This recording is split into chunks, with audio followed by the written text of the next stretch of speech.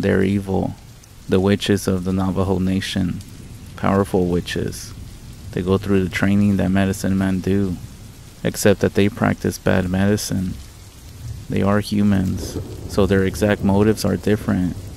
Well, they vary, just like with all humans. Maybe they're looking for vengeance. Maybe they're just crazy, greedy. However, majority of them are tricksters, causing fear. They'll fuck up your life. They'll kidnap you, kill you, and then do stuff to your body. They cause sickness and cast curses by using bad medicine. I know you've spoken on numerous stories about these things and the different ceremonies needed, one of them being called the Blessing Way. These witches pervert the traditional way and perform their own ceremonies as well. They call it the Witching Way. I'm sure you heard that knowing who they are or saying their name will kill them. But I also heard stories that if you see their human face, it will kill them, which is why they shapeshift and wear pelts. And the only way to get rid of one of these witches is by having a medicine man conduct a Blessing Way ceremony. Who am I? Well, my name is Alex. It's a generic white boy name, I'm aware. But I was actually born and raised in a small town called Chinle. Chinle is deep in the mountains of the Northeast Navajo Nation. In the northeast corner of Arizona, we have a school. All the basics to survive, you can say. For those who aren't familiar, you have two parts of the town, one on each side, with nothing but dirt roads in between.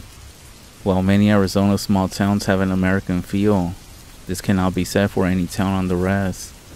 The reservation, including Chinle, was filled with poverty, alcoholism, abuse, and social isolation. It's the closest you can get to hell within the US.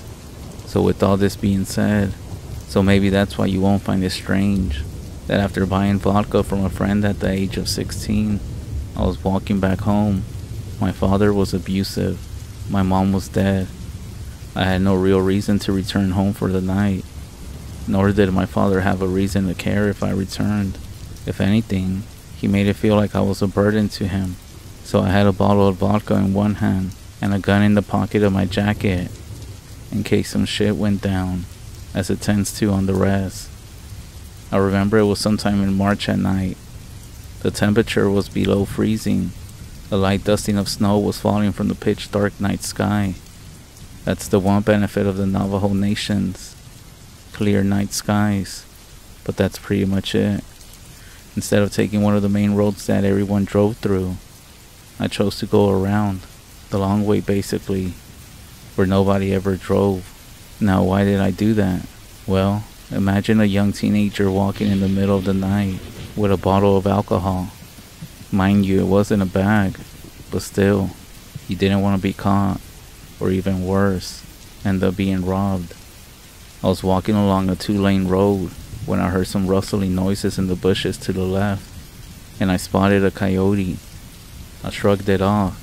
I had dozens of encounters with coyotes in my life. I had no reason to fear it. I took another swig of vodka and continued walking. That's when the wind picked up. Something felt deeply ominous, in a scary way. I looked over to my left again.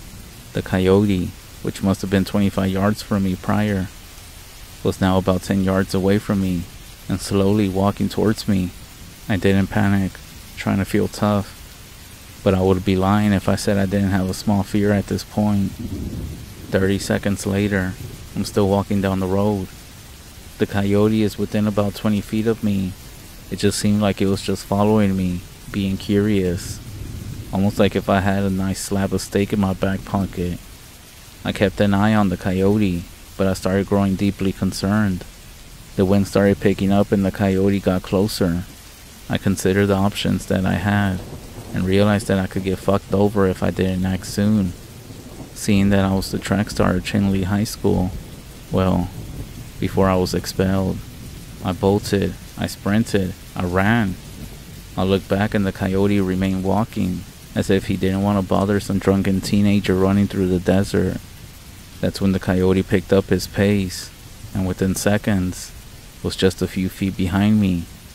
As I looked back, I swore its eyes were yellow, I had never seen anything like this in my life. Scared, I threw the bottle of vodka towards it, hoping it would scare it away. To my surprise, I actually ended up hitting it. Not that I was aiming for it, but I guess someone or something was looking out for me that night. Not only did I hit the coyote, the bottle smashed across its head when it came no more than a foot behind me. While the coyote stopped and started making all sorts of weird noises. I wasn't fucking around. I continued running. I'll stop for a second and look back. The glass was lodged within the coyote's head. I looked back and saw a pool of blood forming on the icy road. I looked in front of me, running, thinking how I ended up in this situation. Well, I know exactly how I ended up in this situation, but it wouldn't count if you blame yourself. I looked back again, and then ahead of me. I looked back and did a double take. The coyote no longer had a glass on its head, and it was now running full force towards me. So I did something that is completely illegal on the res, something worse than bootlegging alcohol at the age of 16. I pulled out my grandfather's old pistol I carried and fired a shot. I missed. I tried again. I missed again. The coyote is now again a few feet behind me, and it seems to be snarling something, as if it's trying to communicate. I fired a third shot. This time it landed on the coyote's head again, and you better fucking believe I didn't stop to celebrate. I had seen what this thing was capable of. I dropped my pistol, not sure how or why, but I dropped it and ran and didn't even look behind me this time. Then, I saw the headlights. I stood in the middle of the road, motioning towards the car, attempting to stop them. Most Navajo people don't pick up hitchhikers for safety reasons, so I was going to force this guy to let me in by stopping in the middle of the road. Within 10 seconds, the man driving the vehicle came to a stop, almost slipping on the black ice. I stood by the passenger door and he rolled down his window.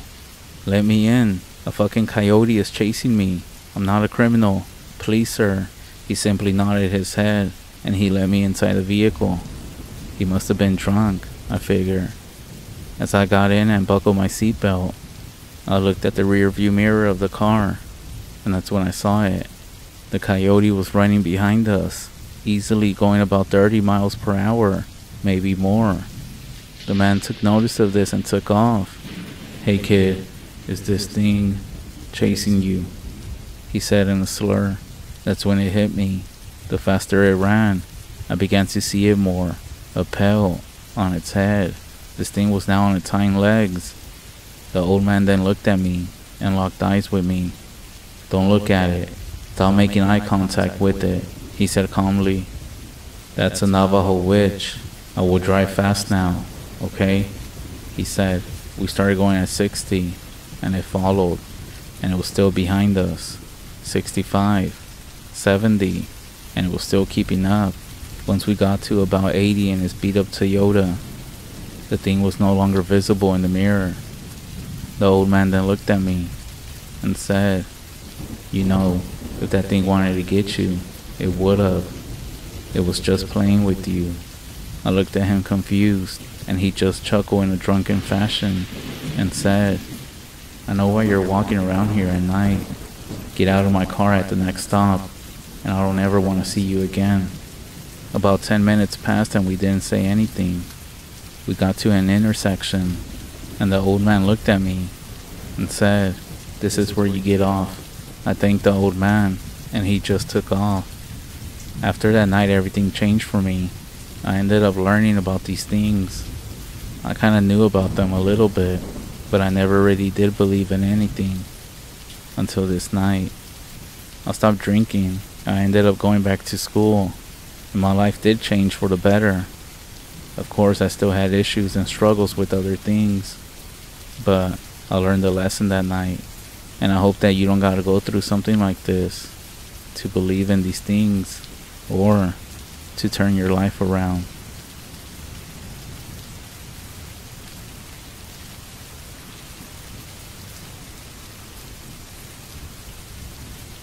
My sister is a wildlife major, and she sent the following story to me because she found it so strange.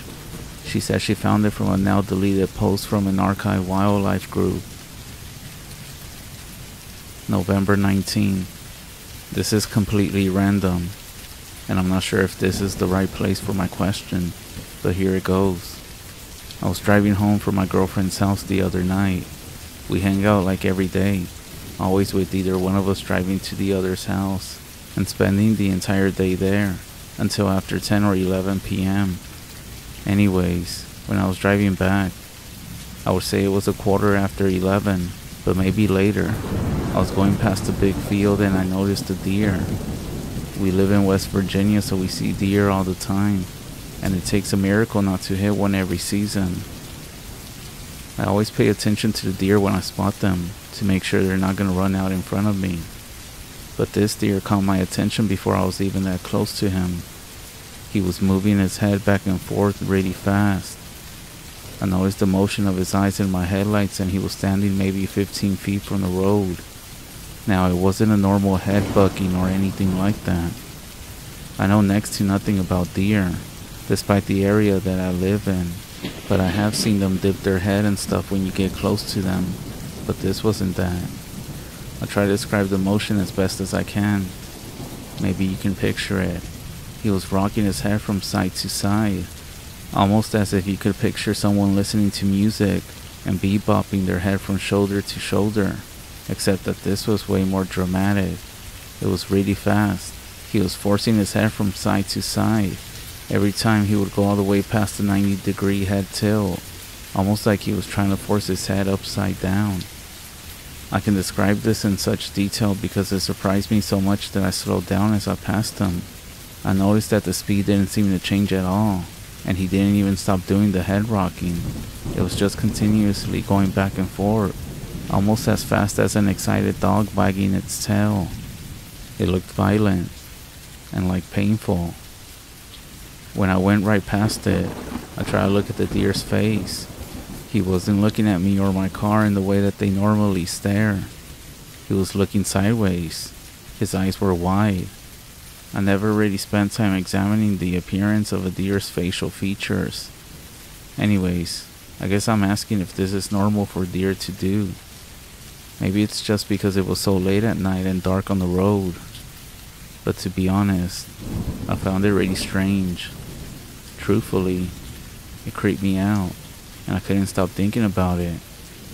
As I lay down in bed, I couldn't even go to sleep because the picture of the deer moving its head was stuck in my mind, which is why I'm actually writing this. I couldn't find anything on the internet, so I need to ask if this is just really weird behavior that they do. Part of me feels like I should have stopped my car and checked on him. Part of me wants to go back and look for him. I'm gonna go past that field again tomorrow when I go to my girlfriend's again, but I'm not sure if I should stop. Maybe if somebody can just tell me if this is normal, or if it's dangerous for me to go look for him. Thanks, your wildlife investigator.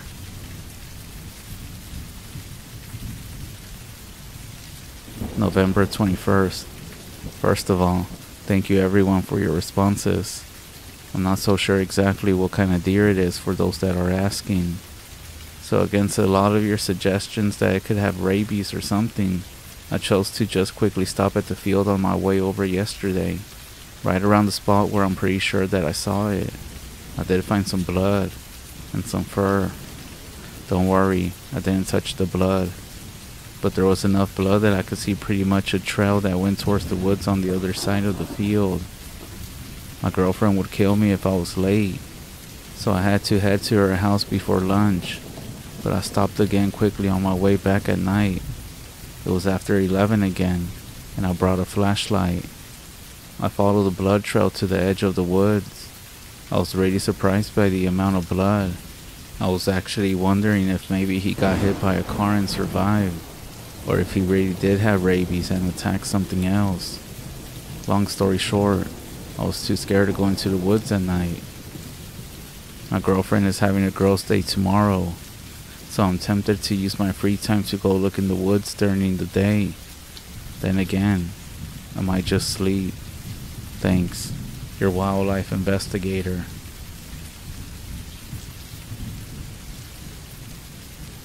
November 22nd. Alright y'all, I was lazy. I didn't go back into the woods. However, many of you are now invested in this adventure, which has made me also more invested. I actually named the deer Charlie, and I'm determined to find out what happened to him. Also, I'm 20 years old, since you all been asking. One of you even said that you want to know how old I am, so you know how tragic it would be if I died in the woods. So thank you for that. I'm going on Tuesday afternoon. I got off work and the missus didn't. I am taking bug spray, boots, a hiking stick, and granola bars. And I'm not gonna lie, this does seem a bit dramatic, but it's all for Charlie. Thanks. Your wildlife investigator.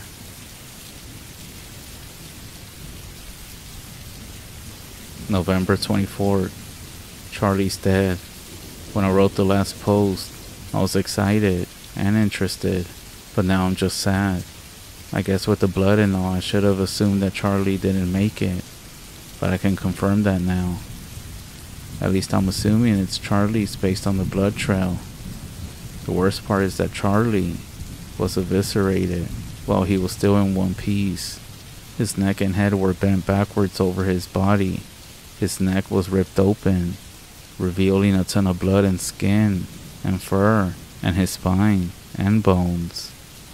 I'm not a genius, but what I think is most weird is that if he was injured to his neck like this by a car, how on earth could he have walked all the way to this place in the woods? The woods he went into were at least 50 yards from where he was standing, and I walked another 5 minutes into the woods to find his body. Can a deer survive and run a football field with their head hanging off like a chicken? I can't help thinking about the thing he was doing when I first saw him, the head rocking back and forth. It seems impossible, but his body almost looked like he had been doing the rocking so hard that he split open his own neck and died on the spot. James, your wildlife investigator.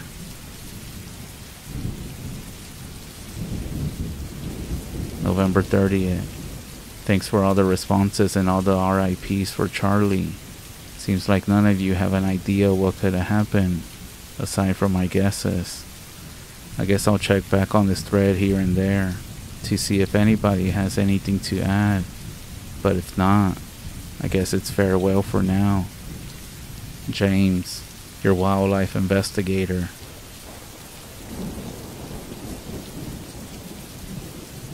December 8th. It happened again.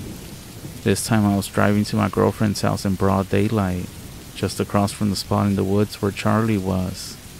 But on the opposite side of the road, I saw a rabbit sitting still, swinging its head back and forth in nearly the same manner. I quickly pulled over and got out of the car. I tried to slowly go towards it. I noticed that the swinging was very fast again, and violent in the same way that the deer's had been. Even though the bunny's neck was short and he couldn't swing his head quite as far, I did see that he was already bleeding. I noticed it on his right side, just between his shoulder and neck. I got within about 3 feet of him before he took off across the road onto the field and onto the woods, in the exact spot where I knew Charlie's blood trail had led to. I'm writing this from my girlfriend's house. I'm too anxious to wait. I'm gonna go back in tonight on my way home. James, your wildlife investigator.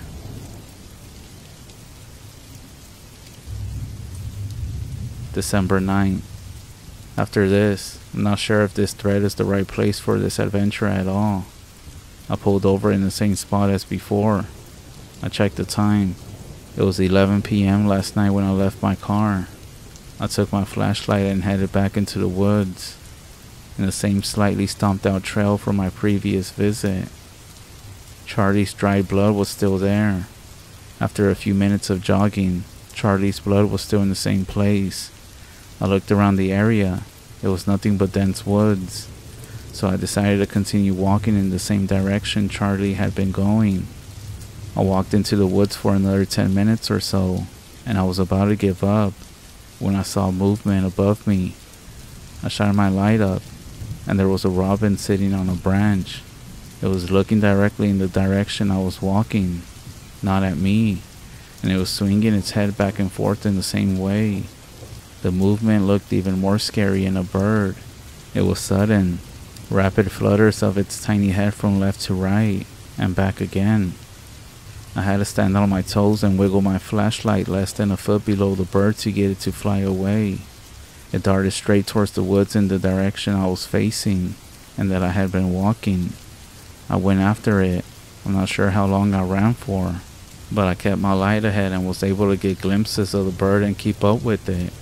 Eventually, it took me down a very steep hill, where I fell and slid sideways into a small clearing.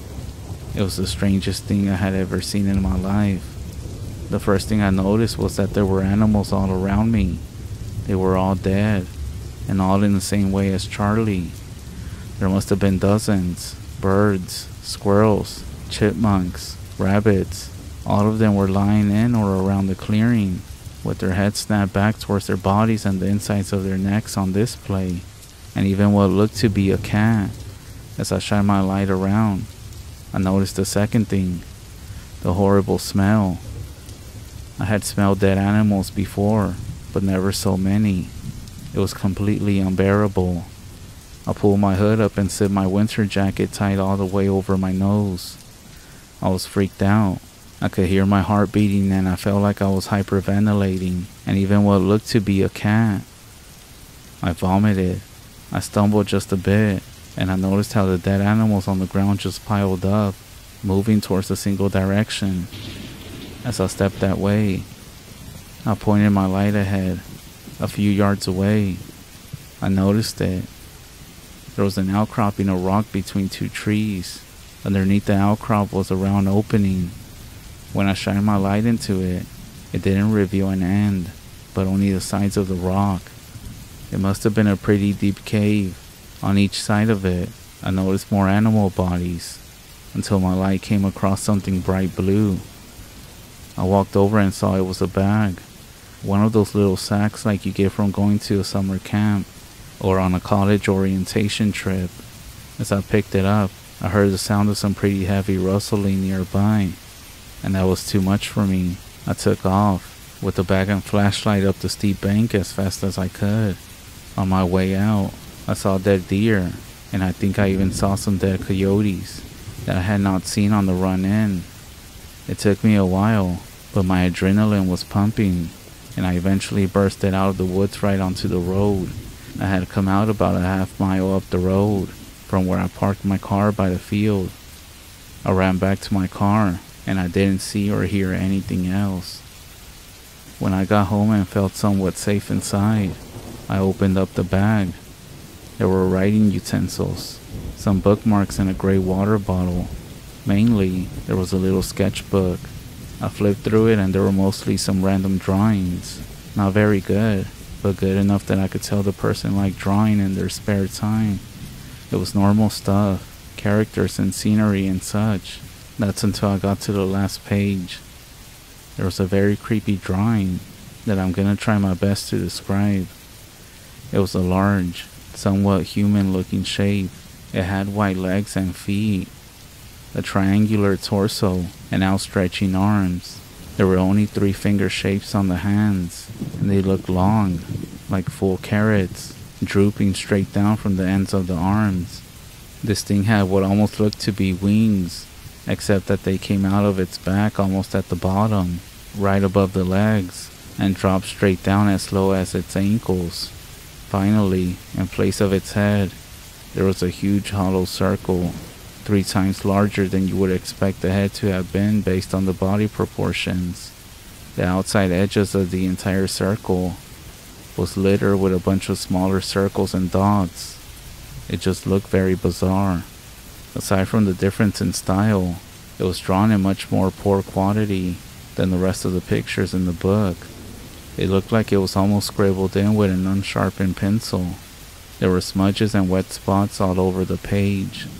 And last, down at the bottom of the page were some really sloppy scribbles that looked like they read, "Zeke, 118, it eased me, I must see." Does anyone have any idea what all this could be? I have no words and no thoughts. I didn't sleep at all last night. I'm actually pretty terrified. Should I call the police? The game warden? This is literally all I can think about. I don't know if this is the best idea, but I want to go back to see the cave in the daytime. I'll take my dad's 12 gauge in case I do run into an animal or something that's been doing this. It must be terrifying. After I go, I'll call the game people to come get these dead animals. I'll provide an update tomorrow. James, your wildlife investigator. My sister said this is where the story finished.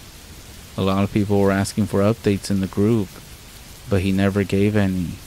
They never found any reports of a missing person named James. One person did post that they found somebody named Daniel Shinley, whose middle name was apparently James, and he was 20 years old, and reported missing in Maryland 2 weeks after the last update of James. Does anybody else have any info on this?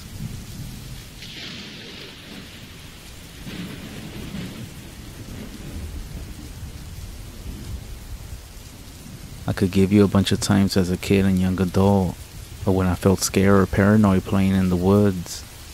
It's a beautiful place, and I spent my entire childhood getting lost. Not literally, but out there by myself or with friends. As kids, we never got too far out there, but you could actually see the progression of us venturing further out as we got older, because of all the forts and carvings that we will leave behind. This one time, like 1,000 times before, my friend and I had just graduated high school. It was our last summer of freedom, and we spent the entire summer camping and hiking out there. We had decided to try and find a new place to set up camp, and we walked for what felt like a few miles before we came to a nice clearing. The area was very new to both of us. We got the camp set up and fire going, and the plan was to wait until nightfall.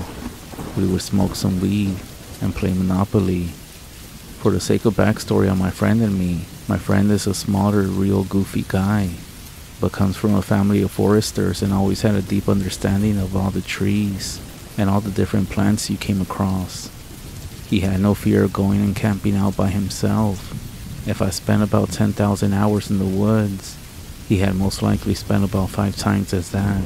And as we got older, I spent more time worrying about women and sports, and the woods became a place for small parties. Also, I was never brave enough to camp out alone. Even now, I wouldn't go far at all if I'm alone, because I could never shake the feeling of somebody watching me. Maybe I was just paranoid, but still, an uneasy feeling. Anyways, camp is set, the fire is going, but it's getting lower and needs some wood. The sun is down, and we're both cutting up and having a good time. My friend is sitting on this little chair he always brought, and is loading up this makeshift bong, and I was crouched, breaking some limbs off some of the logs that we had gathered for the fire. All of a sudden, this strong breeze cuts through the clearing. I couldn't tell you if it was the suddenness of it or what, but my friend and I both stopped and looked at each other. The breeze went just long enough to flicker our fire down to a small flame. We both sat completely still in almost total darkness. None of us said anything. Across from us, on the other side of the fire, we could hear footsteps. They sounded like somebody was running and was slow to a walk, and then run again. And by the sound of it, they were pacing back and forth over the same spot. Then, just like it started, it stopped with a softer crunch on the underbrush. I knew by the sound they had crouched down. I was still and knew I was staring right at it in the dark. My friend grabbed my shoulder and said, "Buddy," and when he did, I felt the surge of fear come over me. I could tell that he was feeling the same way. I had been so fixed on the footsteps and rationalizing what I heard that I hadn't even considered being afraid. But this was true fear. It made me feel helpless. I could hear my friend after a while grab some leaves and he dropped them on the fire. For the split second when the leaves colored the fire, we were in pure darkness. Then the fire sprang to life. We both quickly grabbed more leaves and brush and threw it on the fire. I got some sticks and logs on there, and none of us took our eyes off the spot, and nothing moved for over an hour. Finally, the leaves started crunching, and whatever was out there had slowly walked off. Whatever was out there was watching us without moving for far longer than any animal would.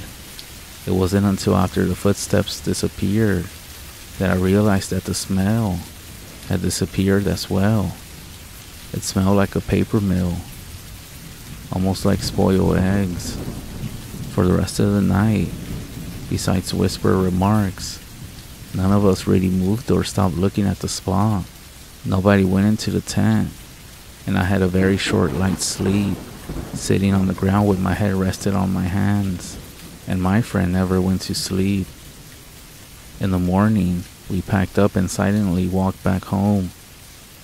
To this day, we talk about it, and in the 7-8 years since it happened, my friend has never gone camping by himself out there again.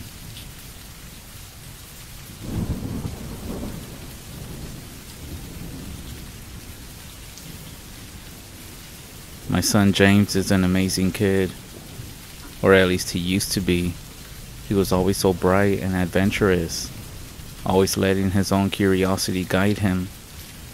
I could barely keep up with him as he always seemed to be looking for something new and exciting to do.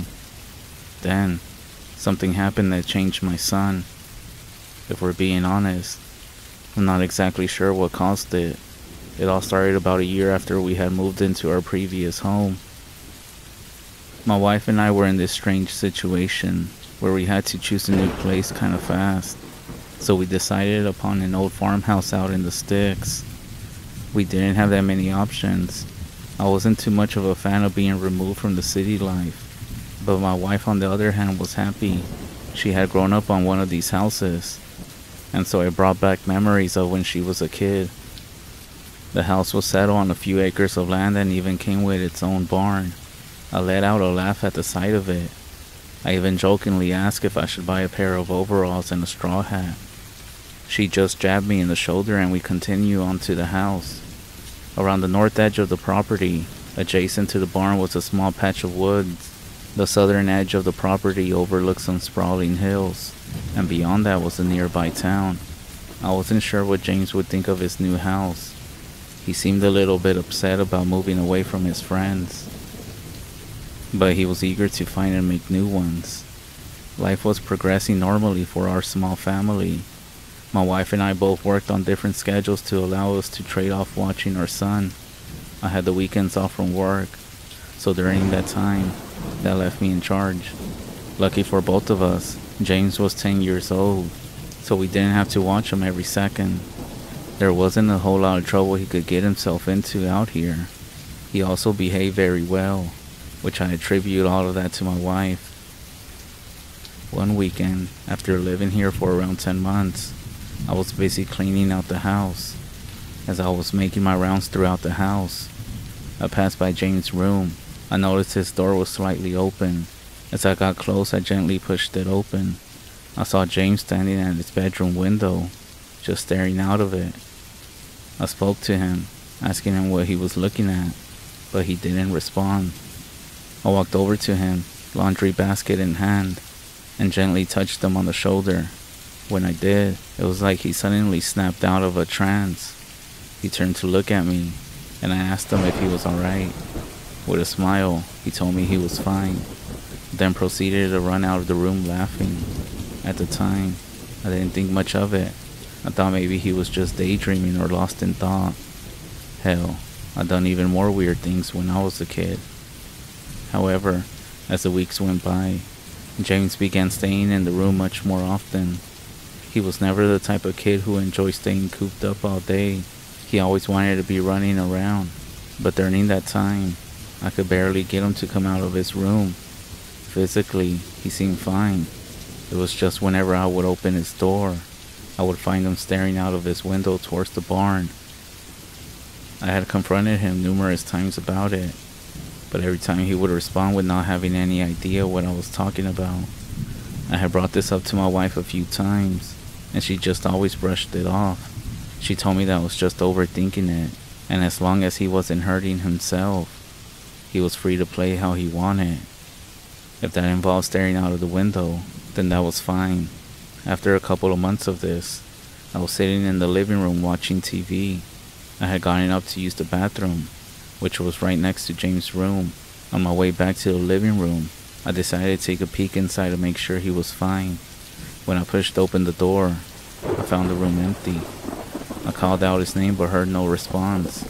I walked over to the window and glanced out of it. I saw James outside. He was standing in the middle of the field between the house and the barn. Panic welled within me as I thought something was wrong. I ran through the house and out of the front door. I called out as I ran over to him. The closer I got, I began to notice just how still James was standing. It was like he was frozen in place. I walked up beside him and rested a hand on his shoulder. Almost instantly, he snapped out of it and turned to face me. I asked him what he was doing, and he just looked around for a few moments before telling me that he didn't know. He had no idea how he had gotten all the way out here. I told him it was fine if he played outside, but he had to let me know first. He apologized and we both walked back inside. But as we were walking back to the house, I got the strange feeling that something was staring at me. I glanced back over my shoulder and looked towards the barn, but there was nobody there. About 2.5 weeks after that, something else happened. It was around 1:30 in the morning when I stirred awake by a noise. In my groggy state, it was hard for me to figure out the noise that had woken me up. But after a moment, my mind cleared and I realized that I should check on James, and my wife asked me what I was doing. I told her not to worry and just go back to sleep.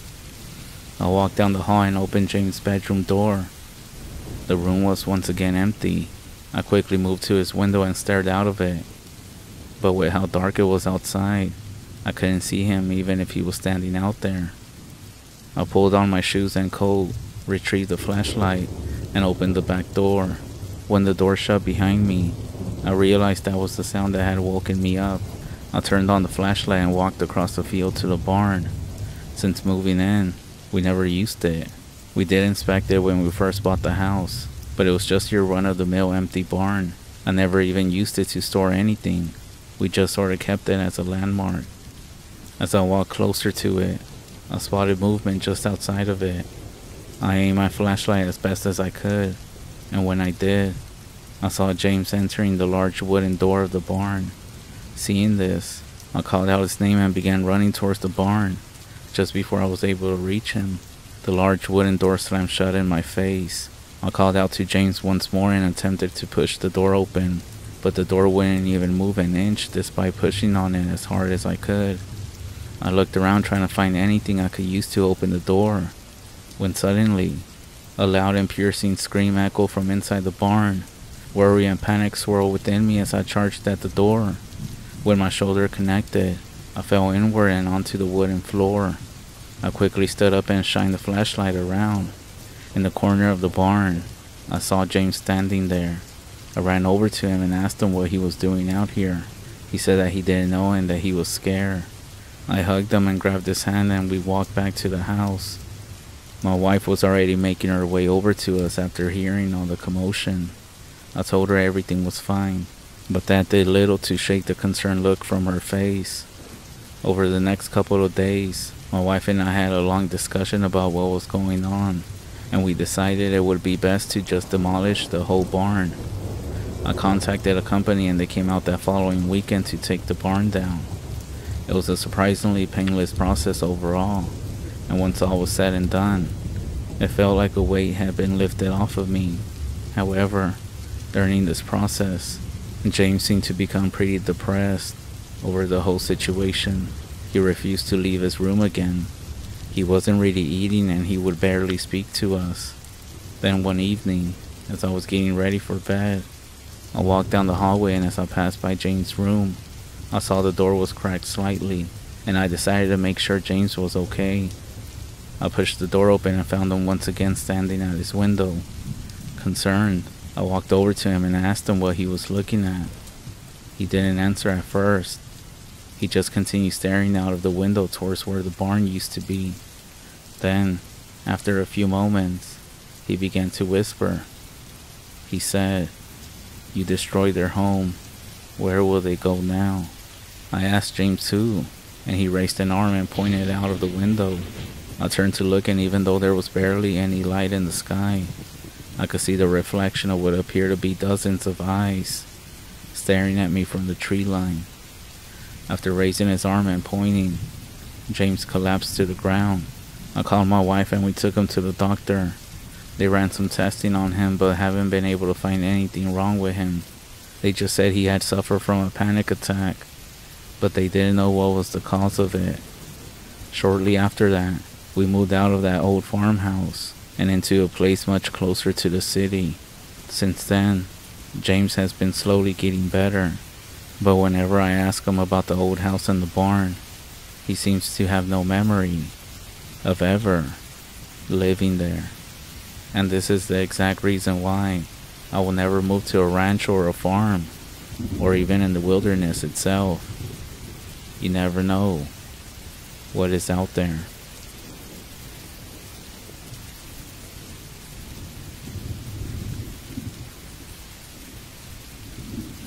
I'm not a stranger to the smell of industrial cleaners or the sounds of machines beeping in the distance. Hospitals have started to feel like a second home to me. I've been coming here throughout my whole adult life. However, recently it seems like it's every single day. My wife Hannah has been going in and out of the hospital for her entire life. She was born with a weak body and has always been prone to illnesses. However, just by looking at her, you wouldn't think that she's weak at all. She's one of those people who is always happy, always laughing, and always showing compassion in the presence of others. The same can be said from behind closed doors. When it was just me and her, she would be so drained of energy it would leave her in the bed for days at a time. This often led her to catching some type of virus or infection that would send her right back to the hospital. As much as I hate to admit it, this has now become normal. When we first started dating, it only happened every so often. But as the years passed by, the illnesses seemed to pile on. Some people might think a relationship such as this one would be a burden, and while I do admit things have been challenging at times, I will never trade her for anything. I actually owe my life to Hannah. She saved me when I was at my lowest, and I've been grateful to her ever since. We started dating shortly after that, and we never looked back. During winter, Hannah had gotten a bad case of pneumonia and it hit her hard. That set off a series of illnesses that compiled until she was forced to remain in the hospital. I hated seeing her like this. I felt so powerless to do anything to help her recover. Nearly halfway through the third month, the doctor approached me and informed me that her condition was getting worse. They said that her body wasn't responding well to any of the treatments, and they were running out of different options. I was furious when I heard this. I found myself shouting at the doctor, asking him what the hell I was even paying him for. He just lowered his head before apologizing, something doctors seem to be exceptionally good at. I could feel anger rising within me. I was about to give the doctor a bit more than just a piece of my mind when I felt something grab my arm. I looked down and saw Hannah, smiling at me from her bed. Instantly, the anger all went away. I felt the weight of the entire world fall off of me. The doctor took his leave and we just sat together for hours. Hannah assured me that none of this in any way was my fault, and that regardless of what happens, she would always be with me. I hated when she spoke like that, talking like she was ready to give up and throwing everything to the wind. I told her that I needed her to focus on recovering so we could continue being happy together. She just returned a faint smile, brushed the side of my face, and said, "Okay." I knew she was just telling me what I wanted to hear, but it didn't matter. I still enjoy hearing it. I told her I was going to step outside and grab something to drink from the vending machine. I asked her if she wanted anything, and she just brushed the hand. As soon as her hospital room door shut behind me, I felt like something was off. The hallway was somewhat darkened, I could no longer hear the shuffling footsteps or the beeps of machines in the distance. I couldn't even see any doctors, nurses, or patients walking around. I thought it was strange, but it was pretty late. I had been staying here later and later, trying to spend as much time with Hannah as possible. I just thought that maybe it was a slow night for the hospital. Then I pondered if hospitals even have slow nights. I went up to the vending machine and retrieved my wallet. I stood there carefully examining all my options, when suddenly, I heard a voice from behind me say, "What's it gonna be?" I nearly jumped out of my skin and spun around. Standing behind me was an older looking man. He was sporting a decent looking suit and a hat and brandishing a cane. Even though it didn't seem like he needed one, he greeted me with a big smile, and I just nervously nodded back to him. I turned back around. I quickly decided on a drink and stepped aside for the old man to use the machine. He just stood there, smiling at me. After a few months, Hannah's condition began to change. Her vitals and demeanor were improving. The doctors couldn't explain it. Hannah just started expressing how she never felt this good before. We went home about halfway through the 4th month in the hospital. Since then, the years began to fly by, and it was like Hannah had become a completely new person. She was still herself, of course, but so much brighter. We traveled the world together, doing all the things we never could before. She still couldn't explain how this happened. Things in our life had never been better. Until 6 years since that hospital night passed, I suddenly started to have terrible nightmares. At first, I wasn't sure what was happening.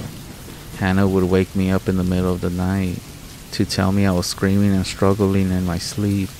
Strange, I had no memory of such a nightmare. As the weeks passed, I began waking myself up in a cold sweat, but still having no memory of what caused it. This continued for weeks, and while Hannah was growing worried for me, I just chalked it up to work-related stress. Then after around 6 months, I began to notice something strange.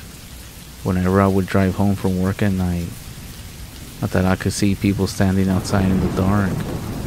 At first, I thought it was my eyes just playing tricks on me, but the more it started to happen, the more I realized that wasn't the case. I chose not to tell Hannah about this as I didn't want her to worry. I honestly thought that I had become so overworked that I was starting to hallucinate. I tried to ignore it and hoped that it would just go away. During that time, Hannah could tell that something was wrong. She was always asking me if I was okay, to which I would smile and tell her I was fine. About a week ago, I was startled awake once again by some nightmare. I sat up in my bed and looked to Hannah, who was still asleep next to me. I smiled at her, got up and grabbed a glass of water. As I started drinking from the glass, I walked over to the living room window and looked outside. The glass slid from my hand and broke on the floor. There were hundreds of silhouettes all standing outside of our house, and more were appearing by the minute. Hannah came rushing out asking if I was alright. I snapped from the window and looked down. I apologized to her and told her that my hand must have slipped. She grabbed some paper towels and walked over to me. She looked out of the window and asked me what I was staring at. I told her nothing, but that was a lie. Those faceless people were all standing there outside of our house. Last night, as I was taking some much needed time off from work, Hannah was cleaning up the house. I sat there on the couch in a daze when I heard Hannah say something from the kitchen. She said, "Wow, 7 years already." I glanced over and asked her what she was talking about. She said it's almost been 7 years since that night in the hospital. When I heard this, my body got tense. She noticed my expression and asked what was wrong. I just shook my head and told her it was nothing, just bad memories from that season. That night, as Hannah drifted off to sleep, I sat down at my desk and began to write this out. The reason that I want to get all of this down was because of what Hannah had said earlier. She said it's been 7 years since that night, and despite all the time that has passed since then, I still remember that night at the hospital. I remember the old man and the conversation that we had together. After I got my drink and moved to the side of the vending machine, I asked the old man if he was going to use it, but he just continued staring at me. A few seconds later, he began to speak. "You're here for your wife, aren't you?" I was stunned when I heard this. Yeah. How do you know?" The man raised a hand to me. "It's all over your face. I know it's your partner or child." And I just took a guess. I chuckled quietly to myself and nodded. He then said something to me, which at that time I didn't even think too much of. He said, "What would you give to fix her condition?" "Anything," I responded. I didn't even think twice about it. "Well, I might be able to help you. I know some people who might be able to do something about the situation that your wife is in." At the time, I thought he was referring to like the chief of medicine or something like that. I quickly asked if he could help, and he nodded. "These things have a price." "Name it," I replied without missing a beat. The old man thought for a few minutes. He turned to me and told me to think of a number between 1 and 10. It was a weird question, but I just glanced around for a moment before deciding upon a number. He then held out a hand to me, looked me in the eyes, and asked me very directly, "Would you like for me to save your wife?" "Yes," I said, gripping his hand tightly and shaking it. "Very well," he answered. He retrieved his hand from my grip, slightly bowed towards me, and walked off down the hallway. The whole interaction was weird, but as soon as I entered the hospital room, all of my thoughts vanished when I saw Hannah sleeping there. I brushed the hair from her face and hoped that she would be alright. I'm not sure what's gonna happen next. All these troubling experiences, the nightmares, and the faceless people that have been appearing before me, everything seems to be coming together. I just wanted to say that I don't regret whatever happens. I'm glad for the time that I got to spend with my wife, and I'm glad that she's still here with me. I just wish I would have chosen the number 10 instead of 7. I was writing all this down at first, but now I'm just typing it on the computer instead. I'm not sure what's gonna happen, but I can see a bunch of people standing behind me from the reflection of the computer screen. Either way, I'm ready. Let's see what happens. Hannah, my love, if you wake up and I'm not here, I'm sorry for not telling you what I did. Just know that the last 7 years of my life have been the best ever. I love you.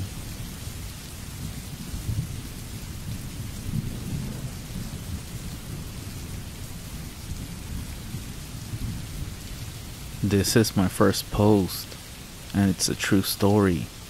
I was living in Oklahoma with my mother at a small lake house, and I'm around 10 or 11 at this time. I'm sleeping in my bedroom when I randomly wake up for no reason. This was not normal for me, and I felt very uneasy. The only sound I could hear was my mother snoring in the next room. I turned over and tried to go back to sleep, but my need to use the bathroom was growing, so I forced myself to head that way.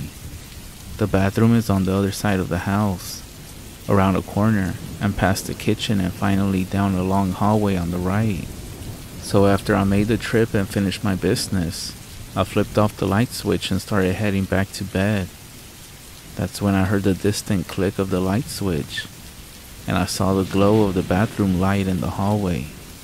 Terrified, I slowly turned around just to witness the light in the bathroom start clicking on and off. Finally, it turned completely off.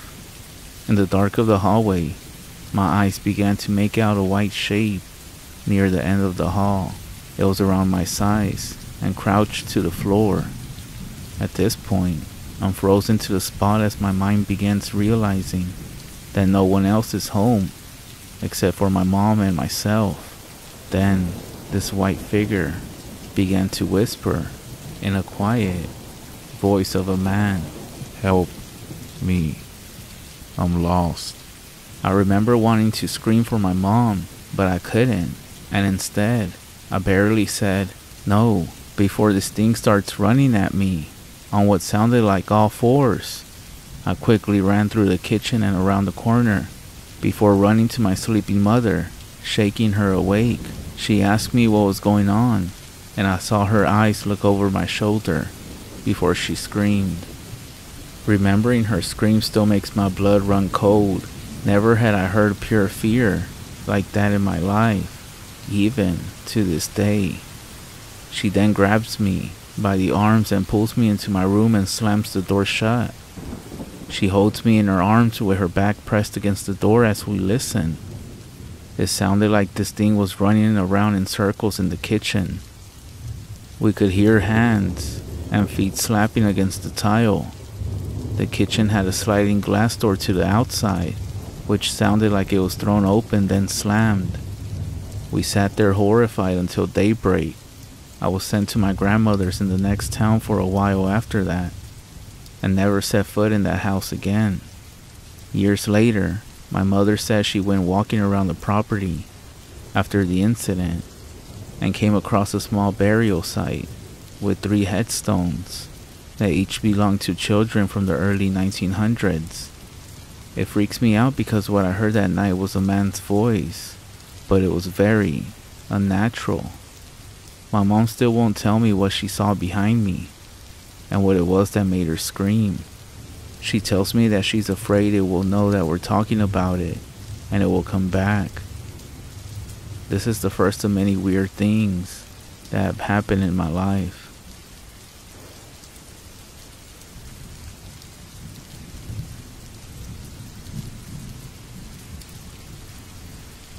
It was late June of 1968. My dad was 12. My grandparents had moved a few months earlier from Tucson, Arizona to Concho, Arizona. Concho was very different, both in landscape and temperature. Sitting at 5,000 feet above sea level, the summer temperatures were around 70 degrees versus the hundreds in summertime Tucson. Resting at the edge of the White Mountains, the land is red, yellow, and brown sandstone cliffs and buttes against a larger ancient basalt flow ridge that lines the north from the Springville volcanic range. Well, Old Concho, as it's referred to now, sits among the high desert with large basalt ridge bordering the east and north. In the valley, a dry riverbed was dotted by large cottonwood trees. The buttes and ridges boasted large twisted cedar trees. Only about 200 people lived in Concho at the time. It's in pretty close proximity to the petrified forest. Therefore, petrified wood was found on the valley floor. There were also numerous ancient Anasazi ruins scattered along the valley. My great-uncle had moved his family to Concho as well. My grandpa had recently finished his engineering degree, and he and my great-uncle were doing highway construction all around the White Mountains. They had both purchased land in the Concho area for pretty cheap. My great-uncle had 2 sons who were a year older and a year younger than my dad, Tony and Zach.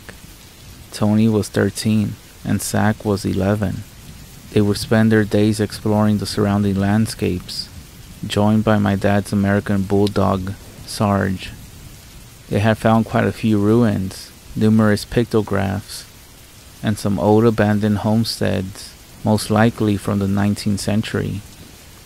Every morning, they would load up their bags with canteens, bologna sandwiches, and head out into the wilderness to play and explore. My grandparents and great aunt and uncles had only one rule that was for the children, and that was to return by sunset. As my dad recalls, on one summer morning, they ended up hiking towards the edge of the giant basalt ridge to explore. After going for about a mile or so, they came upon an arroyo running adjacent to the ridge. Large black boulders and giant slabs of sandstone peppered the wash. The banks were pretty steep, but they would have to cross it if they want to explore the ridge on the other side. They made their way down slowly. Once in the arroyo, they realized that the opposite bank was too steep to climb, so they started following it west to find a better place to climb up. My dad said as soon as they got into the riverbed, he started getting an unnerving feeling, like they were being watched. He said it was extremely quiet, no birds or cicadas chirping. It was hot as well, no breeze stirred the air. The further they walked down the wash, the more a sense of urgency began to build in his gut. He didn't say anything though, for fear that his cousins would laugh at him. About a half mile or so down the wash, it made a bend around a large volcanic boulder. Suddenly, Sarge began a low growl, hair standing up on his back. This actually startled all three of the kids. Looking around, they didn't see anything, so encouraging the dog, they moved closer to the bend. Sarge stayed rooted to the spot, growling and barking. All three of the boys began to get scared. They agreed that maybe they should just turn around. They noticed that there was a spot where they could climb out of the wash. They hadn't noticed it at first, but it looked almost like a game trail. With adrenaline fueling them, they hauled ass up the side of the embankment towards the ridge, the dog darting after them. The whole time the bad feeling was growing stronger with my dad. They stopped at the top to catch their breath. Sitting against a large boulder, they took some drinks from the canteen and assured each other that Sarge probably smelled a coyote or spotted a rabbit. Here, the game trail was more apparent. It had even worn into some of the volcanic and sandstone that protruded from the ground. They noticed that there were a lot of petroglyphs dotting the black rocks, geometric shapes, animal, human figures. There were so many. Finally, they found a large juniper with a trunk and ate their lunch in shade. Bellies full and excitement replacing fear, they hurried along the trail as it slowly zigged and sagged the side of the basalt ridge, avoiding large areas of rock falls. The pictographs began to change as well along the trails. Lots of spirals and horn-looking men. My dad even said there was one that looked like a UFO. Turning around a bend, the trail disappeared. Only open space of the edge of a cliff. There was nowhere else to go. The cliff dropped off to one side, and a sheer cliff going up about 50 feet on the other side. My dad, he was disappointed, but also a little relieved, as the sun was getting further west, and they were pretty far from Concho now. They could see the town in the distance, as well as the holy mountain and mesas that dotted the distant Navajo res. Even though they were disappointed, they decided that it was worth looking at the view. They started making their way down the trail when they spotted an opening in the cliffside, a side canyon. They hadn't noticed it on the way up. It was behind a large twisted cedar. The tree's shadow had hidden it. It looked almost like there was another trail going into the divide. The opening was about 4 feet wide. Looking at it, that unnerving feeling returned to my dad. His stomach dropped and he felt like it was twisting in knots. The hair on the back neck stood up. Tony suggested that they should detour and check it out. My dad protested, saying that they needed to get back. Zach stayed silent. He looked as scared as my dad felt. Tony laughed when looking at them and called them both sissies. He said if they didn't want to go, it was fine, that they could wait there for him and be babies if they wanted. That's when Sarge ran down the trail and was out of sight. My dad whistled for him, but he didn't return. Zach decided he would follow Tony, so my dad stayed behind while they entered the narrow black walled canyon. When they moved out of my dad's field of vision, the wind picked up, blowing through the canyon and trees, making a creepy sound. It was quiet except the wind, and my dad thought he heard faint voices on the air. He shivered, the ominous feeling growing stronger. 10 minutes passed, then 20, and still, Tony and Zach had not returned. A large cloud had covered the sun, and drops of rain began to fall. My dad moved under the cedar to get out of the light rain that began to fall. He sat on a rock and began to shiver. Suddenly, something grabbed his shoulder. He jumped about 3 feet and screamed. Then he heard laughing. It was Tony and Zach. They looked extremely excited. "Luke, you'll never believe what we found," they said. "We found some Indian steps and they lead to a cave." They begged my dad to come see. It wasn't far, only about 10 minutes into the canyon. My dad ended up following them, knowing they weren't going to agree to go home until they showed them. Plus, he felt a little braver and more intrigued now. Sure enough, around a bend, and about 20 yards into the canyon was more wide, about 20 to 30 feet across, and there were indeed foot and handholds carved into the rock wall. My dad had seen steps like them before, when his parents had taken him to Chaco Canyon National Park.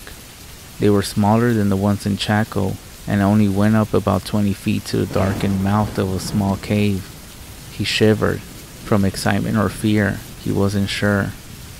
From the bottom of the canyon, there was no way of telling how large the cave was. They dropped their packs and decided to use the foot and handholds to climb up to the cave, against my dad's better judgment. The rain had stopped, but they slowly and carefully made their way because the rock had become slick. It took about 10 minutes to ascend.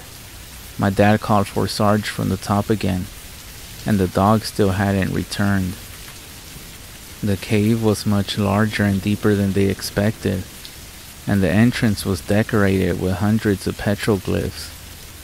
The light didn't penetrate very far in, but they could see light in the distance from an opening in the roof, so they entered. Light adjusting to the dark, they started to notice that the ground was covered with objects.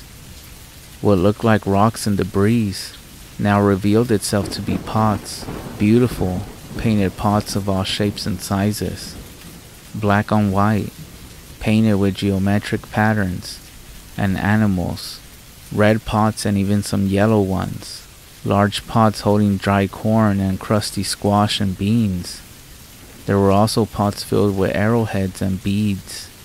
They even found some instruments like drums and flutes. They didn't touch anything and kept walking deeper into the cave. They looked around in shock and in awe. They had just discovered something big, something very big. They moved now towards the second bit of light streaming in from a crack in the roof.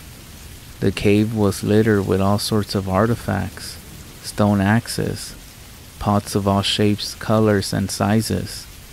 As they passed under the crack, they noticed now that there were objects and alcoves in the wall. My dad moved closer to one, and his blood froze. He was looking at a human body. It was decayed skin and hair clinging to patches and its mouth open in what looked like a silent scream. He took a leap back. Tony and Zach also froze. The walls were lined with alcoves filled with dressed bodies, lining the walls as far as they could see into the darkness. Suddenly, an ominous and horrendous screech broke the silence of the cave. All 3 boys jumped, and my dad, looking in the direction from where the sound came, saw 2 red and glowing eyes. He froze, locked in place by those glowing red eyes. Suddenly, the cave was washed over with the stench of decay and death. The eyes began to move towards the boys. Slowly, another hideous growl, screech, jolted them from being petrified in place. The eyes were moving fast now, right towards them, and they heard what sounded like running footsteps. They turned and tore out of the cave as fast as they could. They ran as fast as their legs could carry them in a blind panic. The entrance to the cave was maybe 30 yards away. My dad looked back against his better judgment and saw a man on all fours, or a giant coyote, he can't be sure. He pushed himself faster, screaming for the others to also run faster. They reached the edge of the cave, having to turn around to scrabble back down the foot and handholds. Zach got there first and began descending as fast as he could. Tony was next. His face turned into a wash of horror as he went down. My dad's heart was hammering into his brain by now. He turned and saw the eyes only about 20 feet from him. The stench of decay was overpowering. It made his stomach turn. As fast as he could, he placed his feet in the first set of footholds and started clambering down the rock face. He could hear the creature's breath now, and even feel it. He refused to look up as he was going down, trying to concentrate on the hand and footholds. He heard Tony scream from below him, and looked to see Tony lose his hold and slip about 5 feet from the bottom. He landed on his side and began to scream with pain. My dad slowed himself a bit, still not daring to look back up. After what seemed like an eternity, he leaped from the cliffside down the last 2 feet. Zach was helping Tony to his feet, and Tony was frozen looking at the cave and ancient staircase. All the color gone from his face. My dad was in full panic, and not looking, grabbed Tony and helped Zach drag him away. They flew down the little canyon. Finally, before they passed the turn, my dad looked back to see the red eyes watching them from the darkness. Another screech rang from the cave, and at that moment, Sarge in a full run came from around the bend, growling and barking. He ran to the foot and handhold staircase and bellowed up that cave, the hair on his back standing straight up, snarling and growling. The sounds of the dog filled the canyon. As my dad turned the corner, he saw those red eyes retreat back into the cave. They emerged from the small canyon and stopped briefly to catch their breath. The sounds of Sarge barking and growling echoing down the canyon. Tony at this point was now crying, his face washed with pain. His arm, he said. He thinks he broke it. Zach was silent. My dad was then asking Tony if he could make it home. Tony responded he sure the hell wasn't staying anywhere near whatever that was. Suddenly, a shrill cry came from the canyon. It was a dog, in pain. "Sarge," my dad cried, but Tony and Zach had started running down the trail. My dad screamed again, tears coming from his eyes. There was no response. It was quiet. My dad thinks he hears something. He looks up to the canyon entrance. It sounds like drums. My dad sits there confused. Drums? What the hell? Is he losing his mind? The drums are getting loud. Is this in his mind? Where is Sarge? He can't leave him. My dad sees Zach tearing back up the trail. "Luke, we have to go." The drums are louder now, and he can hear faint chanting. Zach grabs my dad and jerks him to his feet. "Don't you hear that?" He screams and shakes my dad. "We have to run, now." My dad is woken from his grief, as fear washes over him again. He runs down the trail with Zach. Tony is waiting at the edge of the arroyo, waiting for them. The wash is now running, about 6 inches deep. They notice for the first time that a large thunderhead has developed to the south. A huge, large black storm dominating the southern horizon, lightning flashing in the distance. A new source of danger crosses my dad's mind. He tells Tony and Zach they need to cross the arroyo as fast as possible. If it floods, they will be stuck on the side with the basalt ridge. with whatever that thing was. They make their way down carefully and slowly. Tony is having a hard time because of his injured arm. They now start hearing thunder rolling across the air, and the wind has increased. My dad is keeping a close eye on the creek, which has only risen a couple of more inches. They make all the way down and across the creek. The place where they crossed is only 30 yards or so ahead, so they scrabble their way towards it. The water starts rising now at an alarming rate. They start going as fast as their legs will carry them. They're exhausted, but keep pushing on. Suddenly, my dad, who is in the rear, starts to hear loud splashing coming from behind him. His heart drops. It followed them. It's getting closer. He closes his eyes, bracing for impact. That's when he feels something lick the back of his swinging hand. He turns, bracing for impact, and sees Sarge. Joy fills my dad. He bends down and gives Sarge a quick hug as the dog runs past, and the dog bounds after Tony and Zach as they climb out of the arroyo. My dad runs and begins to climb. When he's almost to the top, he hears crashing and loud snapping coming from the arroyo. Making it to the top, he sees a wave of brown debris filled water crash through the wash. He falls to his butt and watches as the flash flood fills the little canyon. Tony and Zach are lying on the ground, gasping for air. My dad tries to catch his breath. He feels dizzy. He feels tears welling up, and Sarge comes and licks his face. My dad sees that Sarge is covered with blood. He looks over the dog and finds several slash wounds on his back.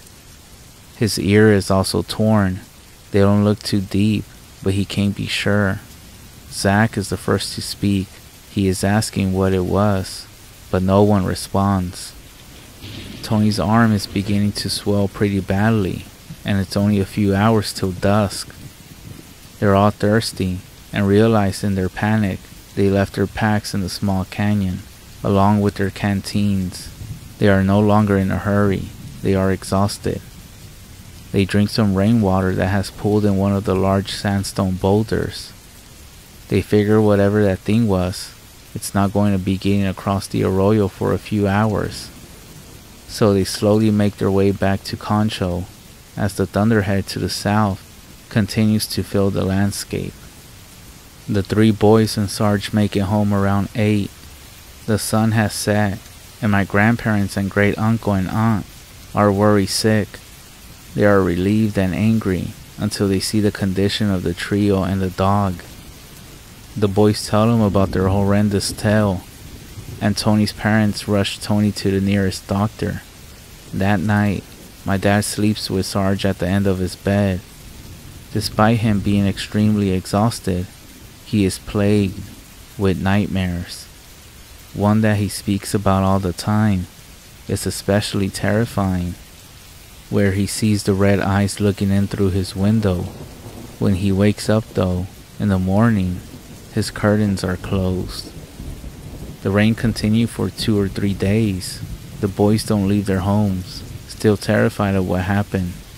My grandpa and great uncle are convinced what the boys encountered was a mountain lion, but they are intrigued by the story of the cave they found. A few days later, when the weather is clear, they tell the boys they want to see the cave. They make the journey faster this time, using my great uncle's Jeep. My grandpa and great uncle also bring along a couple of shotguns and rifles in case this lion is still in the cave. The boys show them the arroyo, which has been filled with new boulders and broken trees from the flooding. They find the trail and start making their way up. My grandpa on the front and great uncle taking the rear. They find the boys' packs caught in a cedar bush. They have been shredded. My grandpa figures they must have been caught by another flood, and they ended up in the trees. They finally make it to the little hidden canyon, which has been blocked by a juniper that washed down during the rain. My grandpa and great uncle get the log out of the way and they go to the canyon to the Indian staircase. When they look up though, they can make out the darkness of the cave. The water washed away all signs of the boys' previous passage. My grandpa figures maybe at this time of day, the cave is more illuminated, so he and my great uncle climb up the foot and handholds to the top. The boys wait at the bottom, having no desire to go back up there again. It's only my dad and Zach. Tony with his broken arm stayed home. My grandpa calls down for them to climb up. They do as they are told and climb up. When my dad reaches the top, he is stunned. The cave is gone. It's only a 20-foot rock alcove next to a black basalt cliff covered with petroglyphs. He's confused, looks around. He goes over to the wall looking for cracks and sees nothing. My grandpa and great uncle end up questioning the boys. Were they making up stories? No, they weren't. Something attacked Sarge, and the boys hadn't made up being that scared. The dads aren't mad. It's a neat area. Maybe some other weekend they will look for the cave again. My dad and Zach know that this is where the cave was. There's no doubt in their minds. They found their packs and even passed by the UFO petroglyph, but they can't convince the adults, so they make their way to the Jeep that is parked on the far bank of the arroyo. As they load up, sun sinking low in the western sky, my dad looks back at the black basalt ridge, wondering if maybe it was all just a dream, but something in the shadow of a cliff catches his eye. He squints against the sun and sees two red shining eyes looking back at him. His blood goes cold. He turns around as the Jeep pulls away. My grandparents only stayed in Concho for another few months. As soon as my grandpa finished the highway project, he got a job offer in the U.S. Virgin Islands. My dad said after that encounter, he had nightmares every night and would swear that at night he would see the red eyes outside of the house until they finally moved from Concho. After he moved, he never had a nightmare about the eyes again. But it wasn't his last encounter with the red-eyed creature. He would see it again when he became an adult. But that is a story for another time.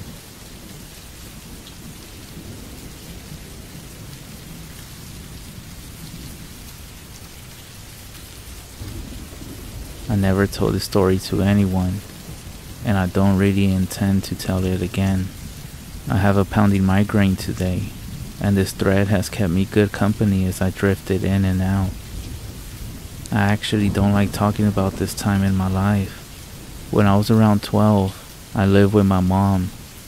We were below the poor level. We lived up in the mountains around Santa Cruz, California. My mom had a friend that owned a large bit of property up there, and he let us stay in a trailer up there. Our trailer was very small and was right beside a garden. A chain link fence ran around the garden to keep the dog the owner had out, along with other animals.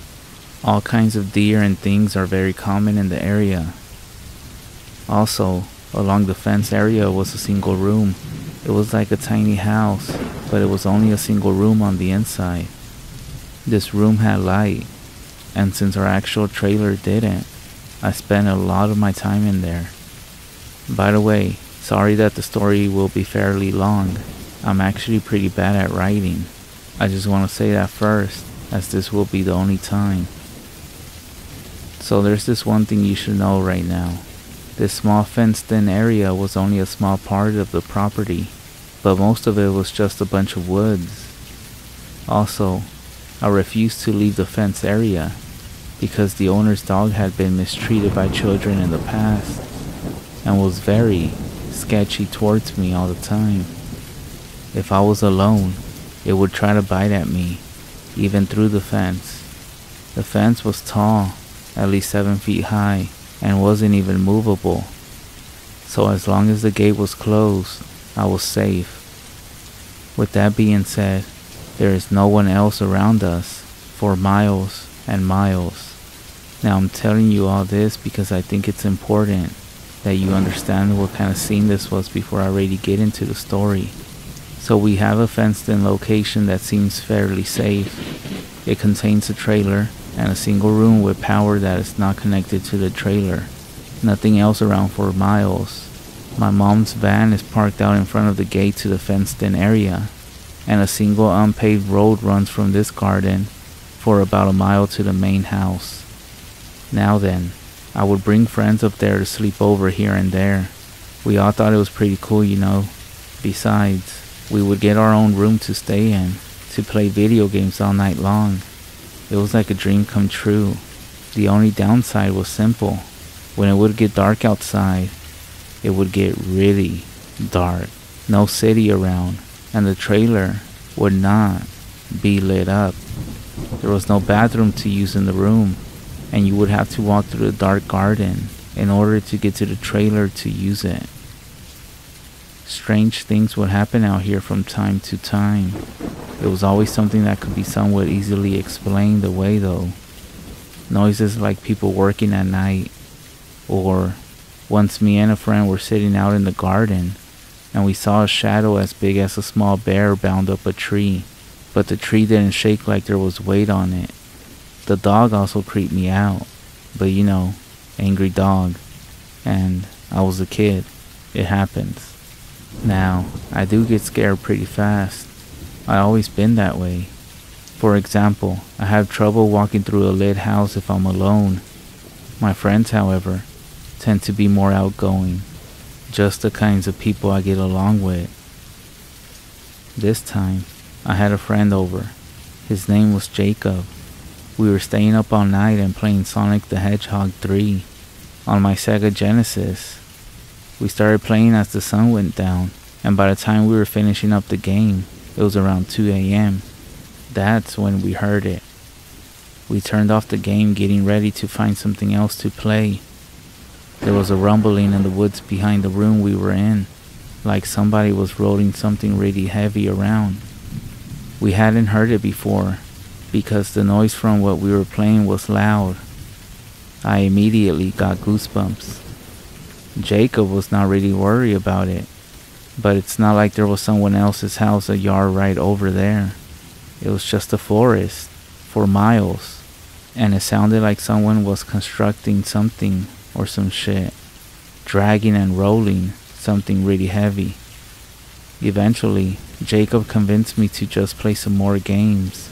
I agreed on the condition that we turn the volume down so we could hear if something happened.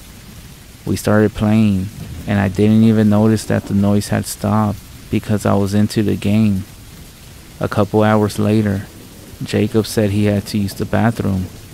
I was feeling fine by then, so I was fine when he left to the trailer to relieve himself.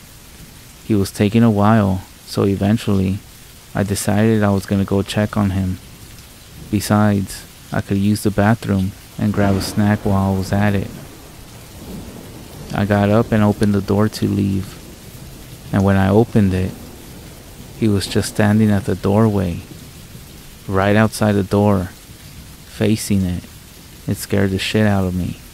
That's when I asked what he was doing, and he just stood there, blocking the exit. I realized he must have sneaked up to the door because I could hear him walk away from the room, but I hadn't heard him walk back up to it. It was super quiet out there, without the noises of the city. I should have been able to hear, but he refused to say anything or respond. He just stood there. I told him he was really creeping me out, but it wasn't like him to try to scare me like this. Finally, I decided to just go to the trailer and use the bathroom myself. I told him what I was gonna do. Then I moved past him, but when I pushed him out of my way a little, his skin felt freezing to the touch. I jumped a little, but it was a cold night, and he had been standing out there for like 30 minutes, so I figured that was to be expected. I walked as quickly as I could over to the trailer, and that's when he followed me, like, right on my tail.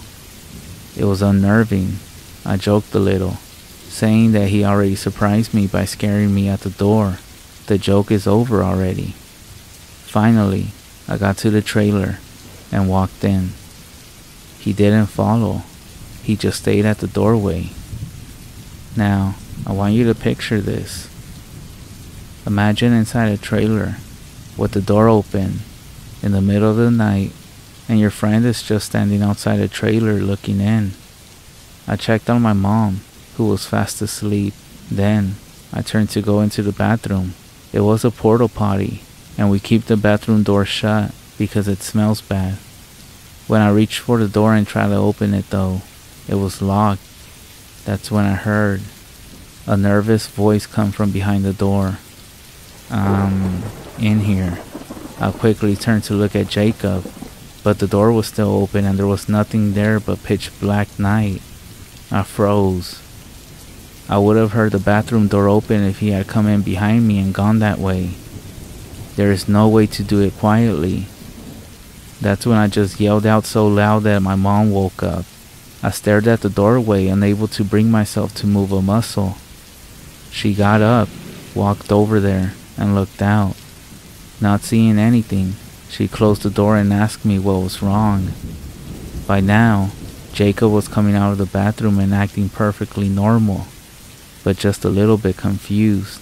I explained what happened, and Jacob said he was just taking a long time in the bathroom, basically.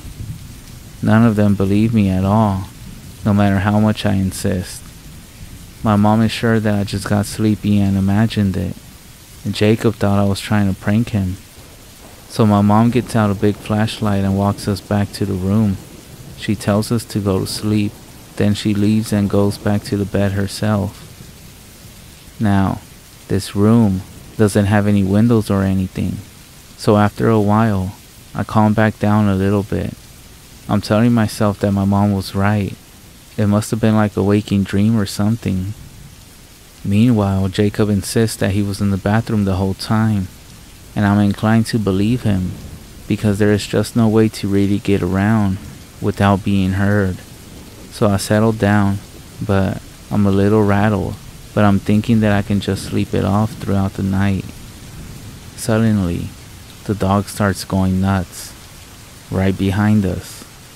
The room is up against the fence, so the dog must have been like right behind the room on the other side.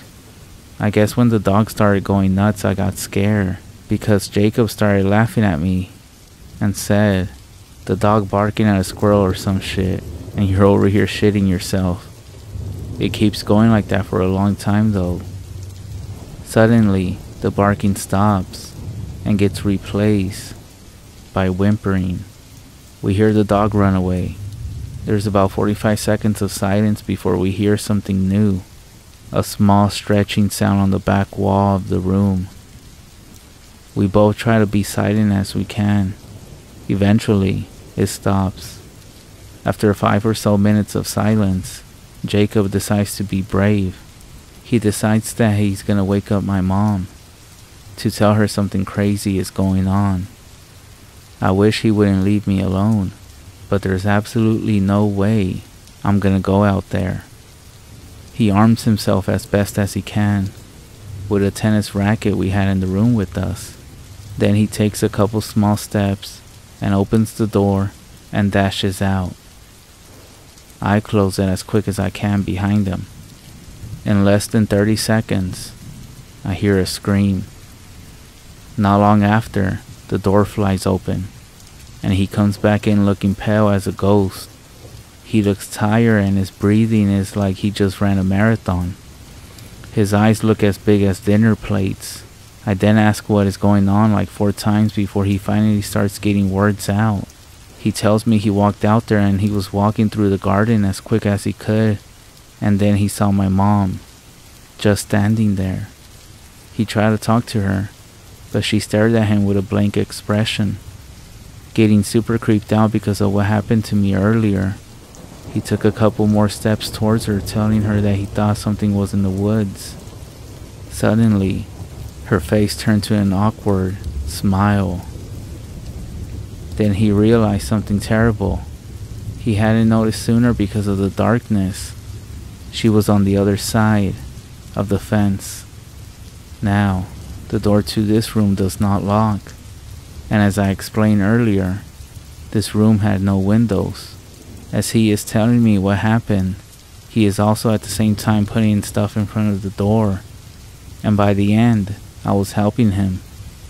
In retrospect, whatever was harassing us seemed to not want to actually enter the room or the trailer, because the Jacob one didn't come into the room or to the trailer itself. Either way, we stacked everything we could against the door, thinking somehow, like in cartoons, this would actually definitely keep the creature out. So for the rest of the night, we heard scratches coming from all around the room. I, of course, ended up crying. Jacob looked like his mind had left his body with fear. At one point, whatever was out there was speaking as well. I heard it from right next to me where I was resting against the wall, in my mother's low voice, the same exact phrasing she had used earlier in the night. What's wrong? Followed by, go to sleep. The sun must have come up eventually. The scratching as well stopped.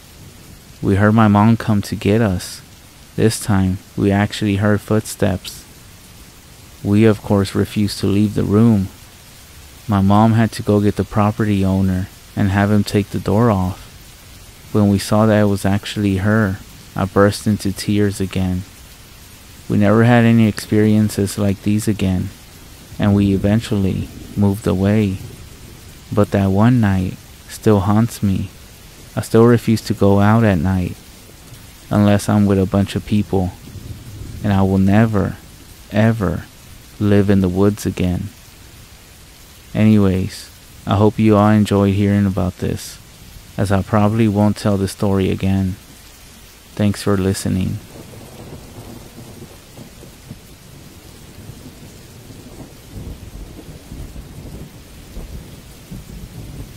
Alex, Jim, and I decided to go camping. We set up camp, decided to just drink and talk, and that's what we did all night. About anything and everything that came to mind. It was 3 a.m. and we were still chatting away until we heard something in the trees. Some kind of cracking sound. Could be a bird, said Jim. A big damn bird, I replied, with slight confusion. Could be a monkey, joked Alex. We shared the laugh and ignored the sound and continued to talk. Another half hour had passed and the sound had completely stopped. I wonder what that was anyway, Alex said. Well, I have no clue, I replied, taking a sip of my beer. Well, I hope it's gone, because I need a piss, Jim said, standing up and heading to the trees. A few minutes passed, and Alex and I grew concerned. We best go look for him, said Alex. He sounded a little annoyed. We stood up and walked in the direction Jim went. It didn't take long to find the first drop of blood, and then the trail that led deeper into the woods. What the fuck? I said, shaking. We began shouting for him, following the trail. I was the first to see him, standing in a clearing about 10 meters away. He was facing away from us. We tried shouting, but we got no response. We walked closer, and we noticed him twitching violently. He was covered in blood and clearly beat up. I was about to say his name once again, but the word got stuck in my throat when I saw the bloody pile of meat on the floor next to him. I think Alex saw it too, as he also went silent. As if by magic, Jim turned to us and we saw his face was literally hanging off, and underneath was pale gray skin. We could also see a burning orange eye and part of a wide mouth with long, sharp teeth where the skin was peeled off. Besides from this, Jim looked normal, aside from a few cuts and bruises. As we stared into the single orange eye, the thing wearing Jim's skin pushed the peeling flesh back on, and there, Jim stood, totally normal. "Hey guys, let's go for a walk," he said in his normal voice. This thing also seemed to demonstrate excitement. Alex and I turned. We ran past our campsite and got straight in the car, parked about a mile from our tent. I'm not sure if this Jim followed us. I swear I could hear thumping footsteps behind Alex and I. We reached the car and jumped in, pouring sweat and heaving. I started the car faster than ever before and drove at nearly 100 miles per hour all the way back home. When we arrived and got out, I walked around the back of the car only to see scratch marks on the bumper. I shivered as I realized how close he must have been. This was over 40 years ago. Alex never quite recovered, and last I heard, he was living in a mental hospital. I was thinking I may have to join him, as I'm pretty sure I saw Jim a few weeks ago at a bar. I thought I was mad until I did some research. I would have done it sooner, but I'm an old man now, and we didn't have Google back in the day. I'm pretty sure we encountered a skinwalker, and it may have found me after 40 years, and I think it wants to finish the job. And now it's pretty strange that I keep getting letters asking to catch up from my old friend Jim.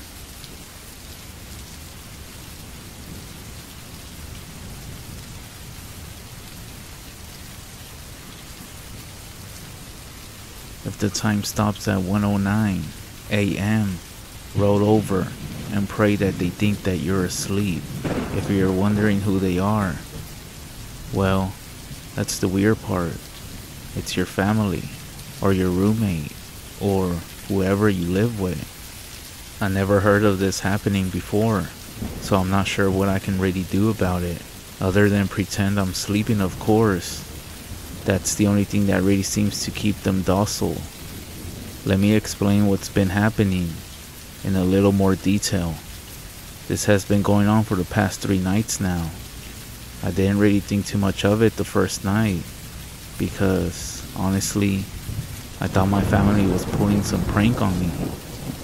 That is, until last night, when I was attacked by my own wife. The first night was a pretty early night for my wife Kelsey, and my twin boys Eric and Aaron. All of us were out cold by 9 p.m. We had a pretty long day of splitting wood to stock up for the upcoming winter. That night, I woke up to an odd silence in the house, like everyone had left, and I was alone in the house. I grabbed my phone and checked the time. It was 1:09 a.m. I looked over just to check if my wife was still asleep, and when I found the bed empty, I sat up and looked around. The house was pitch black other than the hall light by my boy's room that we left on, and with that light, I could see 3 shadows cast along the hallway wall as my bedroom was left open. Kelsey, I called out. That's when I saw the 3 shadows twitch at the sound of my voice, like they were startled. Kels, I called just a bit louder. This time, a shiver went down my spine as all 3 heads of the shadows looked in my direction. What the fuck? I whispered to myself, tossing the blankets off from me as I got up to investigate. I tiptoed to my door with a feeling of unease growing in the pit of my stomach. Once I got to the door, I peeked around and was pretty creeped out at what I saw. Kelsey and the boys were all standing still, with their bodies turned towards the boys' room. Their necks, however, were straining to stare directly at me. Huge smiles that looked painful to maintain were on all of their faces. What the hell are you guys doing? I asked with a chuckle, thinking they were playing a joke on me. Now that I think back at it, it doesn't even make much sense thinking they were joking. After all, why would they get up in the middle of the night for that, when there's no guarantee that I would even wake up? Their bodies made a twitchy, unnatural movement at the sound of my voice, which made me jump back in surprise. This was when I really started to think something might be wrong. A feeling of dread washed over me, and I began to sweat. Then, the sound of the clock on the microwave began to beep, and as it rang through the house, it made me jump in the air as I let out a startled yelp. My boys turned instantly and walked back into their room, Kelsey doing the same. Her smile disappeared and she walked by me like a zombie and crawled back in bed, snoring as if she were sleeping the whole time. Confused as hell, I walked back to my side of the bed and checked the time on my phone. What the fuck? I said to myself as I noticed the time. 1:10 a.m. No way that only a minute had passed since I first woke up. It had to have been at a very minimum of 5 minutes. Still though, I shook it off and got back into bed, deciding to bring it up to Kelsey in the morning. The next morning I woke up and everything was back to normal. I could hear the boys playing in the living room and smell bacon and eggs as Kelsey cooked breakfast. I got up and walked out with a smile as I remembered their little joke from the night before. "Good morning, pranksters," I said with a laugh. They all stared at me with a confused look on their faces. "Huh?" my wife finally said. "Last night, all of you standing in the hallway smiling at me. Gotta admit it was a good one. It sure creeped me out a little bit though," I said, shaking my head. "Ryan, don't even joke like that. You know those creepy smiling people stories freak me out," Kelsey scolded. "Hey, you're the one trying to freak me out in the middle of the night," I said. "By the way, how in the hell did you get the phones to stop at 109? That was a good touch." My whole family was looking at me like I was a nut job. Then, they all started shouting it wasn't funny and that I was scaring them. I was shocked. I didn't know if they were still in on the joke, or if somehow they had all been sleepwalking. That wouldn't explain the time though. "Alright y'all," I shouted. "I must have been having a damn dream. Don't freak out on me, shit." I turned and walked back into the room even more confused than ever. I knew I wasn't dreaming. Were they serious about their little prank? Or did they not actually remember? Either way, I figured I would settle it that night. I would simply record them with my phone if they try to do it again. That's gonna ruin their joke pretty quick. Satisfied with my plan, I went about my day. The boys helped me split more wood, while Kelsey did some running in town. Before I knew it, it was nighttime again, and we were all in bed. I made sure to have my phone charged and right next to me, ready to catch them in the act. Once again, I woke up hours later, and that same eerie silence filled the house. This time, my adrenaline started pumping as the feeling of dread hit me like a ton of bricks. I grabbed my phone and lit the screen up. 1:09 a.m. I tried to switch it to record, but my phone was frozen. "Fuck," I whispered yelled. I looked over to the hall and saw the same shadows as the night before, but this time a little bit closer. My blood ran cold as I noticed out of the corner of my eye that the TV was left on, but the picture was frozen. It seemed that all electronics were frozen or something, adding to the creepy feeling that was engulfing my body. I got up once again and tiptoed to the door. I peeked my head around, and I had to cover my mouth to quiet a scream. Kelsey and the boys were standing facing me directly this time. Only somehow, their smiles even bigger than before. And now that they were a good 5 feet closer, I could see just how wide open and bloodshot their eyes were. When I moved my hand to cover my mouth, all three of them took a giant step towards me. Naturally, I took a step back.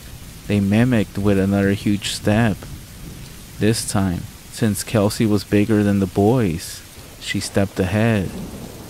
She was now maybe 3 to 5 feet away, her eyes opening even wider as she looked extremely excited. I turned around to jump back in bed, and as I did, I heard loud footsteps as they gave chase. That's when I felt huge blows hit my back, a lot stronger than any of them should be able to inflict. "What the fuck, y'all?" I shouted as my back started to hurt from the impact. I was now in bed and I yanked the covers over my head. It was childish, I know, but hey, I wasn't about to strike my wife. Thankfully, as I lay still, the blows stopped, and I heard heavy breathing from what I assumed was Kelsey, only it sounded way too deep and raspy. Then, the breathing stopped altogether, and silence filled the room. "I know you're not asleep," she whispered so fast I barely made out what she said. Just then, the beeping of the microwave filled the house, and the TV resumed. I heard the sound of soft footsteps leave the room as the boys went back to their rooms, followed by pressure next to me in bed as Kelsey climbed back under the covers. I quickly grabbed my phone and checked the time. 1:10 a.m. This doesn't make any fucking sense. I did my best to go back to sleep, but needless to say, I didn't sleep much. I tossed and turned as I tried to figure out what the fuck was happening. I tried to figure out what steps to take next. The only thing I could think of was to pretend that I was asleep next time, since my lack of movement seemed to stop the blows. If they thought I was asleep altogether, maybe they would just stand creeping in the hallway. It was worth a shot, I guess. I'll update tomorrow and let you guys know how last night went for me. It was still extremely scary, but hey, I didn't get attacked, so that's a start, right? I got another plan for tonight too, but I'll just put that in the update tomorrow. Wish me luck, and if anyone's got any idea as what to do here, please feel free to help me.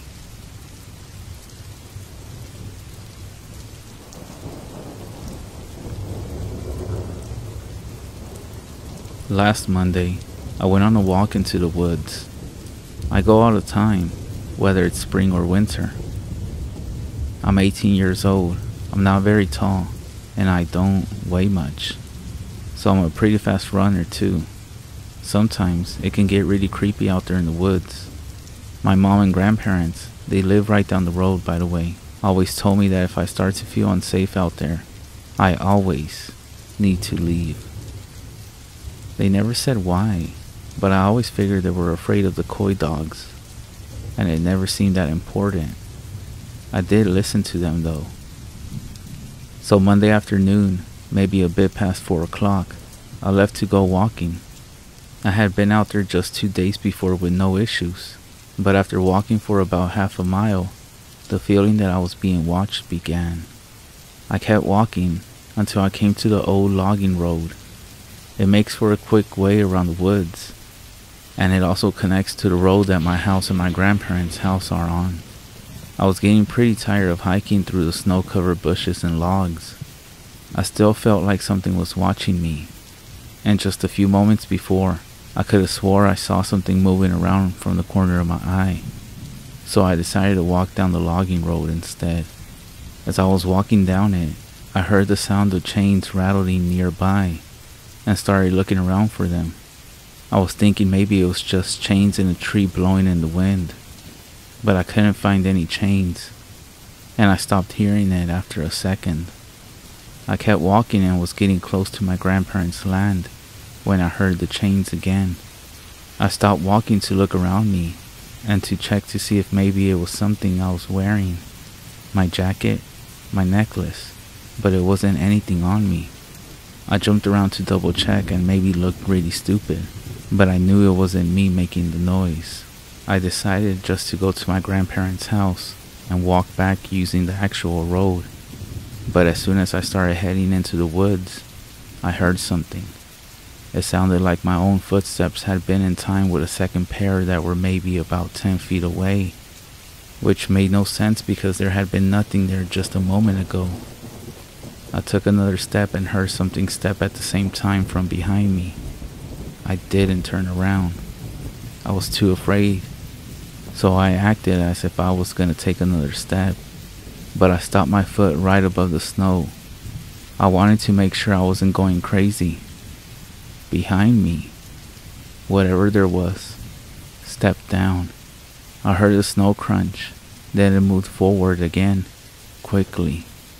It must have known I figured out it was there. That's when I started running towards my grandparents' land, and whatever was behind me followed. It sounded humanish, and the sound of the chain started up again when it started chasing me. The thing definitely had only 2 legs, and it sounded pretty big. There's a lot of thorn bushes, small trees, and other things that stay around all year, even in the winter. When I ran between them as best as I could, it was just going right through them. I glanced behind me for a second, and all I saw was a really tall, gray, humanoid blur before I looked back in front of me. The final stretch was terrifying. I could hear heavy breathing and chains rattling just a few feet behind me the entire time, and it sounded like it was almost growling. My grandparents' dog was up in the yard near the house and started barking, but he didn't run towards me. He just stayed by the house barking. Then he ran with me to the house when I got close to him. I ran up the door and went inside. The dog came in right beside me, and I slammed the door shut. I didn't hear anything, and I looked out the window, but there wasn't anything there. The dog was leaning onto me and shaking. My grandfather came to the door from upstairs after just a few seconds, and I started crying and told him everything. He became very serious and told me, "Don't think about it. Just forget it ever happened." I tried to ask him why, but he refused to tell me anything. I tried asking my grandmother too, but she didn't say anything, and she changed the subject.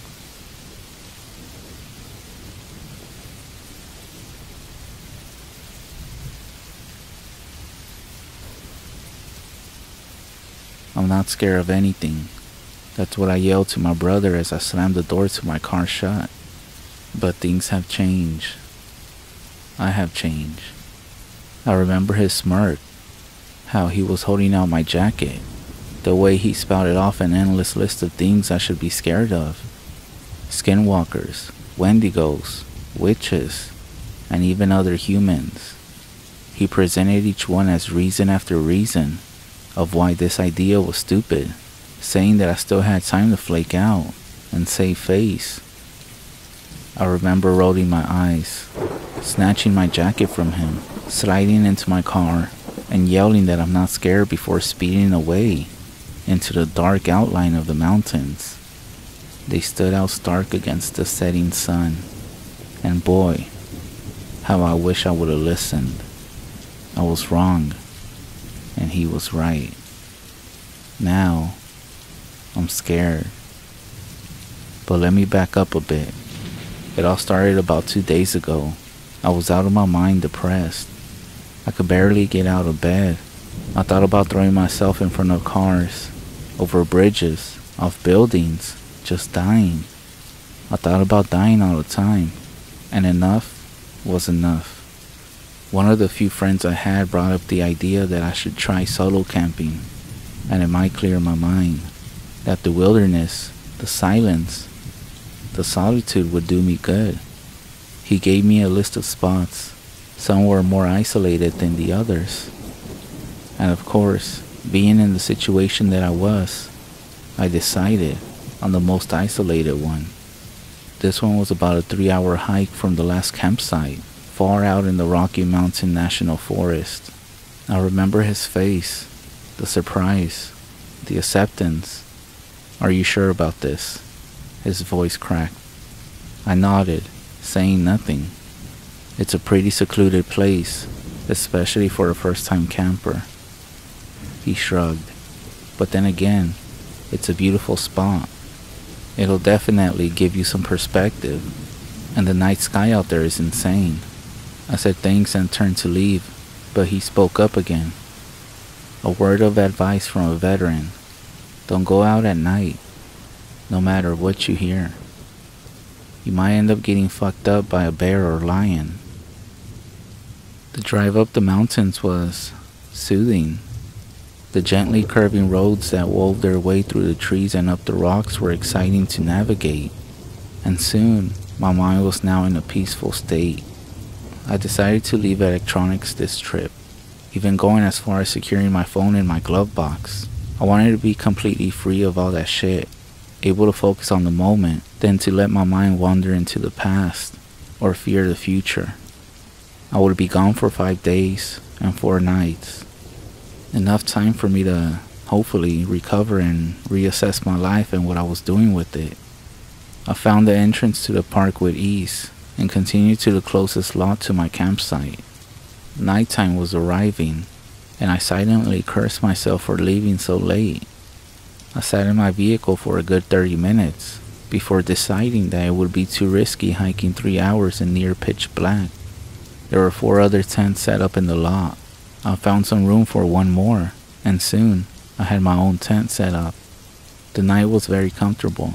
I was surrounded by people talking, laughing people, and happy children who ran round and round screaming. A few of them offered me roasted hot dogs and s'mores, and even beers, and I filled my belly. I was rolled up in my sleeping bag before the last dying embers faded away. The second night didn't go as smooth. I woke up late, well rested, but still groggy, and took my time repacking my tent. I hesitated at first, wondering if I should just stay there. But at 3 p.m. another family showed up with proof they had reserved the site. So I gathered my things and set off, and I quickly got lost. Navigating by map and compass for the first time and alone is a lot more difficult than it sounds. And the trees can be misleading. They can turn you around, make you think you're on the right path, when really, you're miles from where you're supposed to be.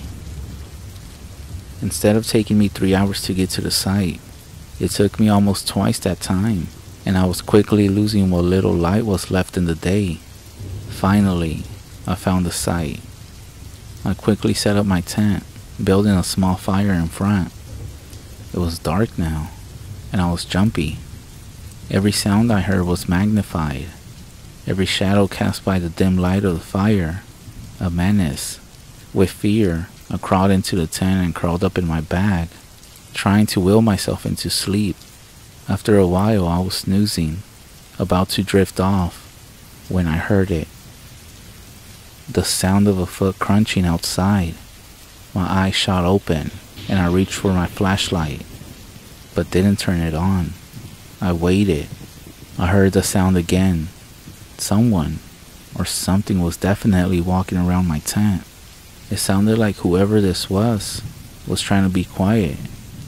It went on for hours in inconsistent bursts, until I finally decided it was an animal, scavenging for the scraps or inspecting my tent. By dawn, I was snoozing again, and the noise had finally stopped. I told myself I would sleep for an hour or two, giving myself time to rest up. I woke up confused, exhausted, and groggy, and started to panic before remembering I was out camping, and that I needed to start hiking back now. But when I came out the tent, I saw that the sun was already setting. To say I was upset would be an understatement. I hesitated for a moment, trying to decide what to do. I wanted to go home. I wanted to leave, see how far I could get out there. But deep down I knew I would get lost and most likely end up in a worse situation. So I began collecting as much wood as I could to build a big ass fire and get ready to hunker down for the night. The light from the sun seemed to disappear fast. The third night was pretty problematic. I sat awake in my tent for hours after the sun went down, waiting.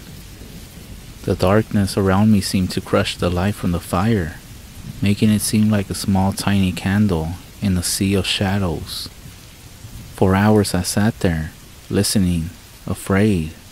Finally, I realized I was just being ridiculous, that what I heard the night before was actually nothing to fear, that my monkey mind was just playing tricks on me, keeping me alert for no reason. So I bundled myself up and lay down, and that's when I heard it, softly at first. A footstep, then 2, 3, growing louder.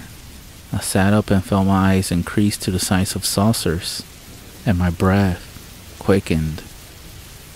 What was that? I had to know. I was operating purely off of fear.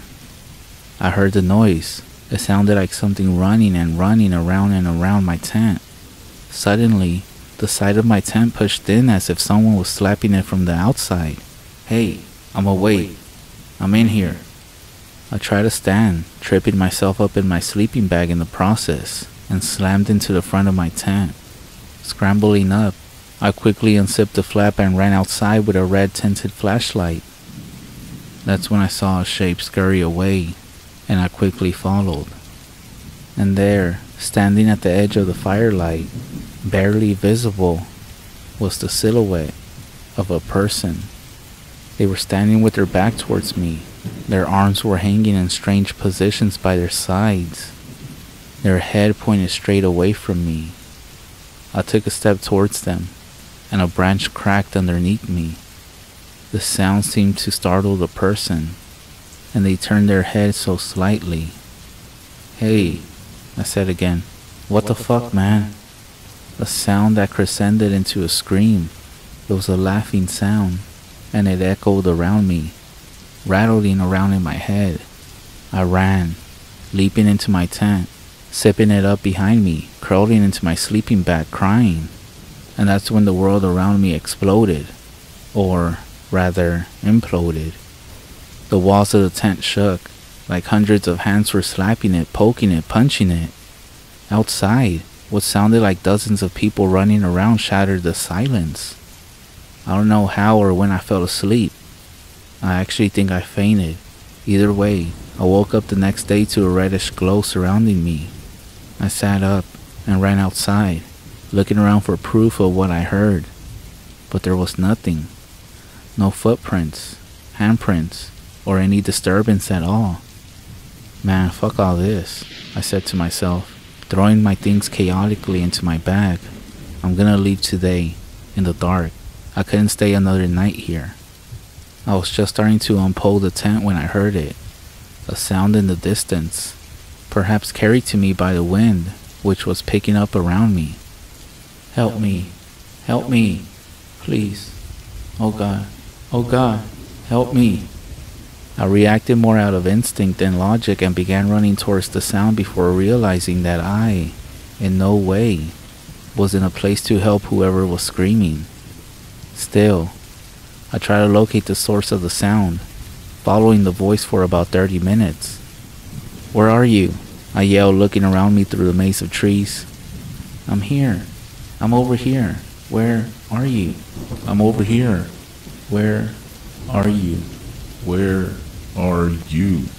Quickly the screams descended into a deep, unsettling laughter. Scared out of my mind, I turned and ran back the way I came. By some miracle, I made it back to my site, grabbed my pack, and uprooted the post of the tent, thinking that I would just roll it up and carry it back, instead of taking the time to fold it neatly and shove it into its bag. As I pulled each pole, the tent was falling a little bit, but it was only on the third pole out of 6 that I realized it wasn't falling fully flat. confused, I peered into the tent and reeled in horror, too afraid to even scream. There was someone sitting inside, but not just anyone.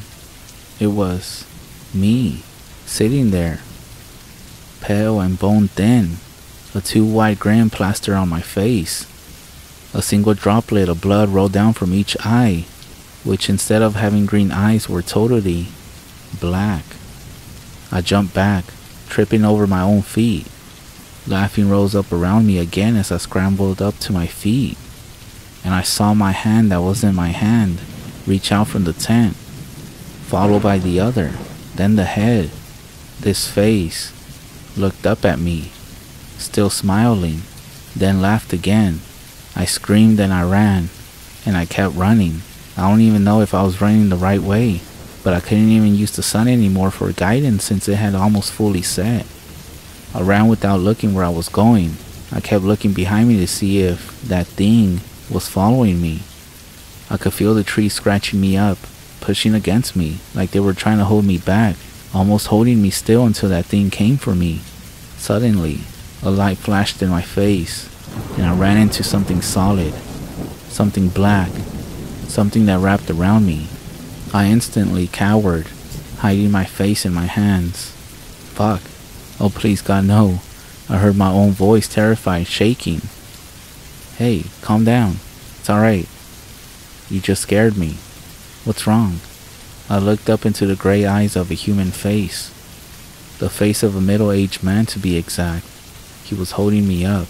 The flashlight he was using lay fallen at our feet. I looked back, fearful of what I might see. But there was nothing. Only trees swinging slowly in the slight breeze. Hey, was that you? Screaming? I came out here to check. I couldn't speak. I was too terrified. I shook my head. Were you camping out there alone? He asked, letting me go and bending down to retrieve the flashlight. I nodded, then began crying. Hey, it's alright. It can be spooky out here. My car is right over there. He gestured with his head back behind him. I wiped my nose and blinked, finally finding my voice. Who are you? He glanced at me, then away. A park ranger. But he didn't look like one. He was wearing a smooth black suit, black tie, and white shirt, and his shoes were polished leather, not even hiking boots. Come on now, he said again, taking my pack and swinging it into his back. As he did so, his jacket flapped slightly, and I saw what looked like a handgun strapped to his belt. How did you find me? He shrugged. Good hearing, I guess. We entered a small clearing and I saw a black SUV with tinted windows, headlights flaring, with the engine still running. He popped the trunk and threw my bag in as I climbed into the passenger's side seat. He climbed into the driver's seat and asked me where he should take me. I told him the lot number and we were on our way. He flipped the cubby between us open and pulled out a bag. Do you want corn nuts? He asked, holding out the bag to me. I took it gratefully and began chomping away. I licked my fingers, then looked back at him. So, are you really a park ranger? He looked at me, then back to the road. But still, I stared at him, transfixed. He looked exhausted, his wood-colored hair dirty from the forest. The SUV jerked to a sudden stop and the man let out a slow, low breath. His eyes narrowed and he looked over at me, then back to the dirt trail in front of us. I followed his gaze, feeling the fear churning up inside me. And there, in the middle of the road, was me. The other me. Its limbs were hanging limply, as if they were broken, and that sickly smile was still plastered across its face. Then it waved. The man looked back at me, then back at this thing that wasn't me, then back at me, and then again. I met his gaze. Alright, fuck that, I don't get paid enough for this shit, the man said before slamming his foot on the accelerator straight towards the thing. We both felt the impact, The car bounced over the body and the man kept driving. But around us, in between the trees, stirred into the darkness, the laughing sound boiled up again. We finally reached the lot, bathed in the first light of the rising sun. The man behind me seemed to be deep in thought. Distracted, I was still scared, but hopeful that whatever that thing was, it was now dead, crushed by the car, or at least so badly wounded that it would soon die. The SUV slowed to a stop, and the man popped the trunk and hopped out. He walked to the back and grabbed my pack as I jumped out. He handed it to me and I took it, then thanked him for everything. "Not a problem," he said. "All in a day's or night's work." His lips quivered as if he was about to smile. I turned to leave, but he spoke up again. "Hey," I turned to face him again. "If you ever want to talk about what you saw, or, just talk, call me." He held out a card. I took it and looked down at it. It was a black card, and only had a single number on it. There was no area code. "So, I began, but I heard the door slam and looked up. The man was already back in his car. He waved at me, then sped off back the way we had come, back towards that thing. I shoved the card in my pocket, climbed into my car, and left. I still haven't told anyone about what happened. Even when they ask why I refuse to go camping ever again, I just shrug and tell them that it wasn't my thing, that I prefer a warm bed and the sounds of a busy city. Ever so often though, I'll sometimes pull out this card, my fingers lingering over the phone, wondering who the man really was, and if he would really be able to explain what happened to me.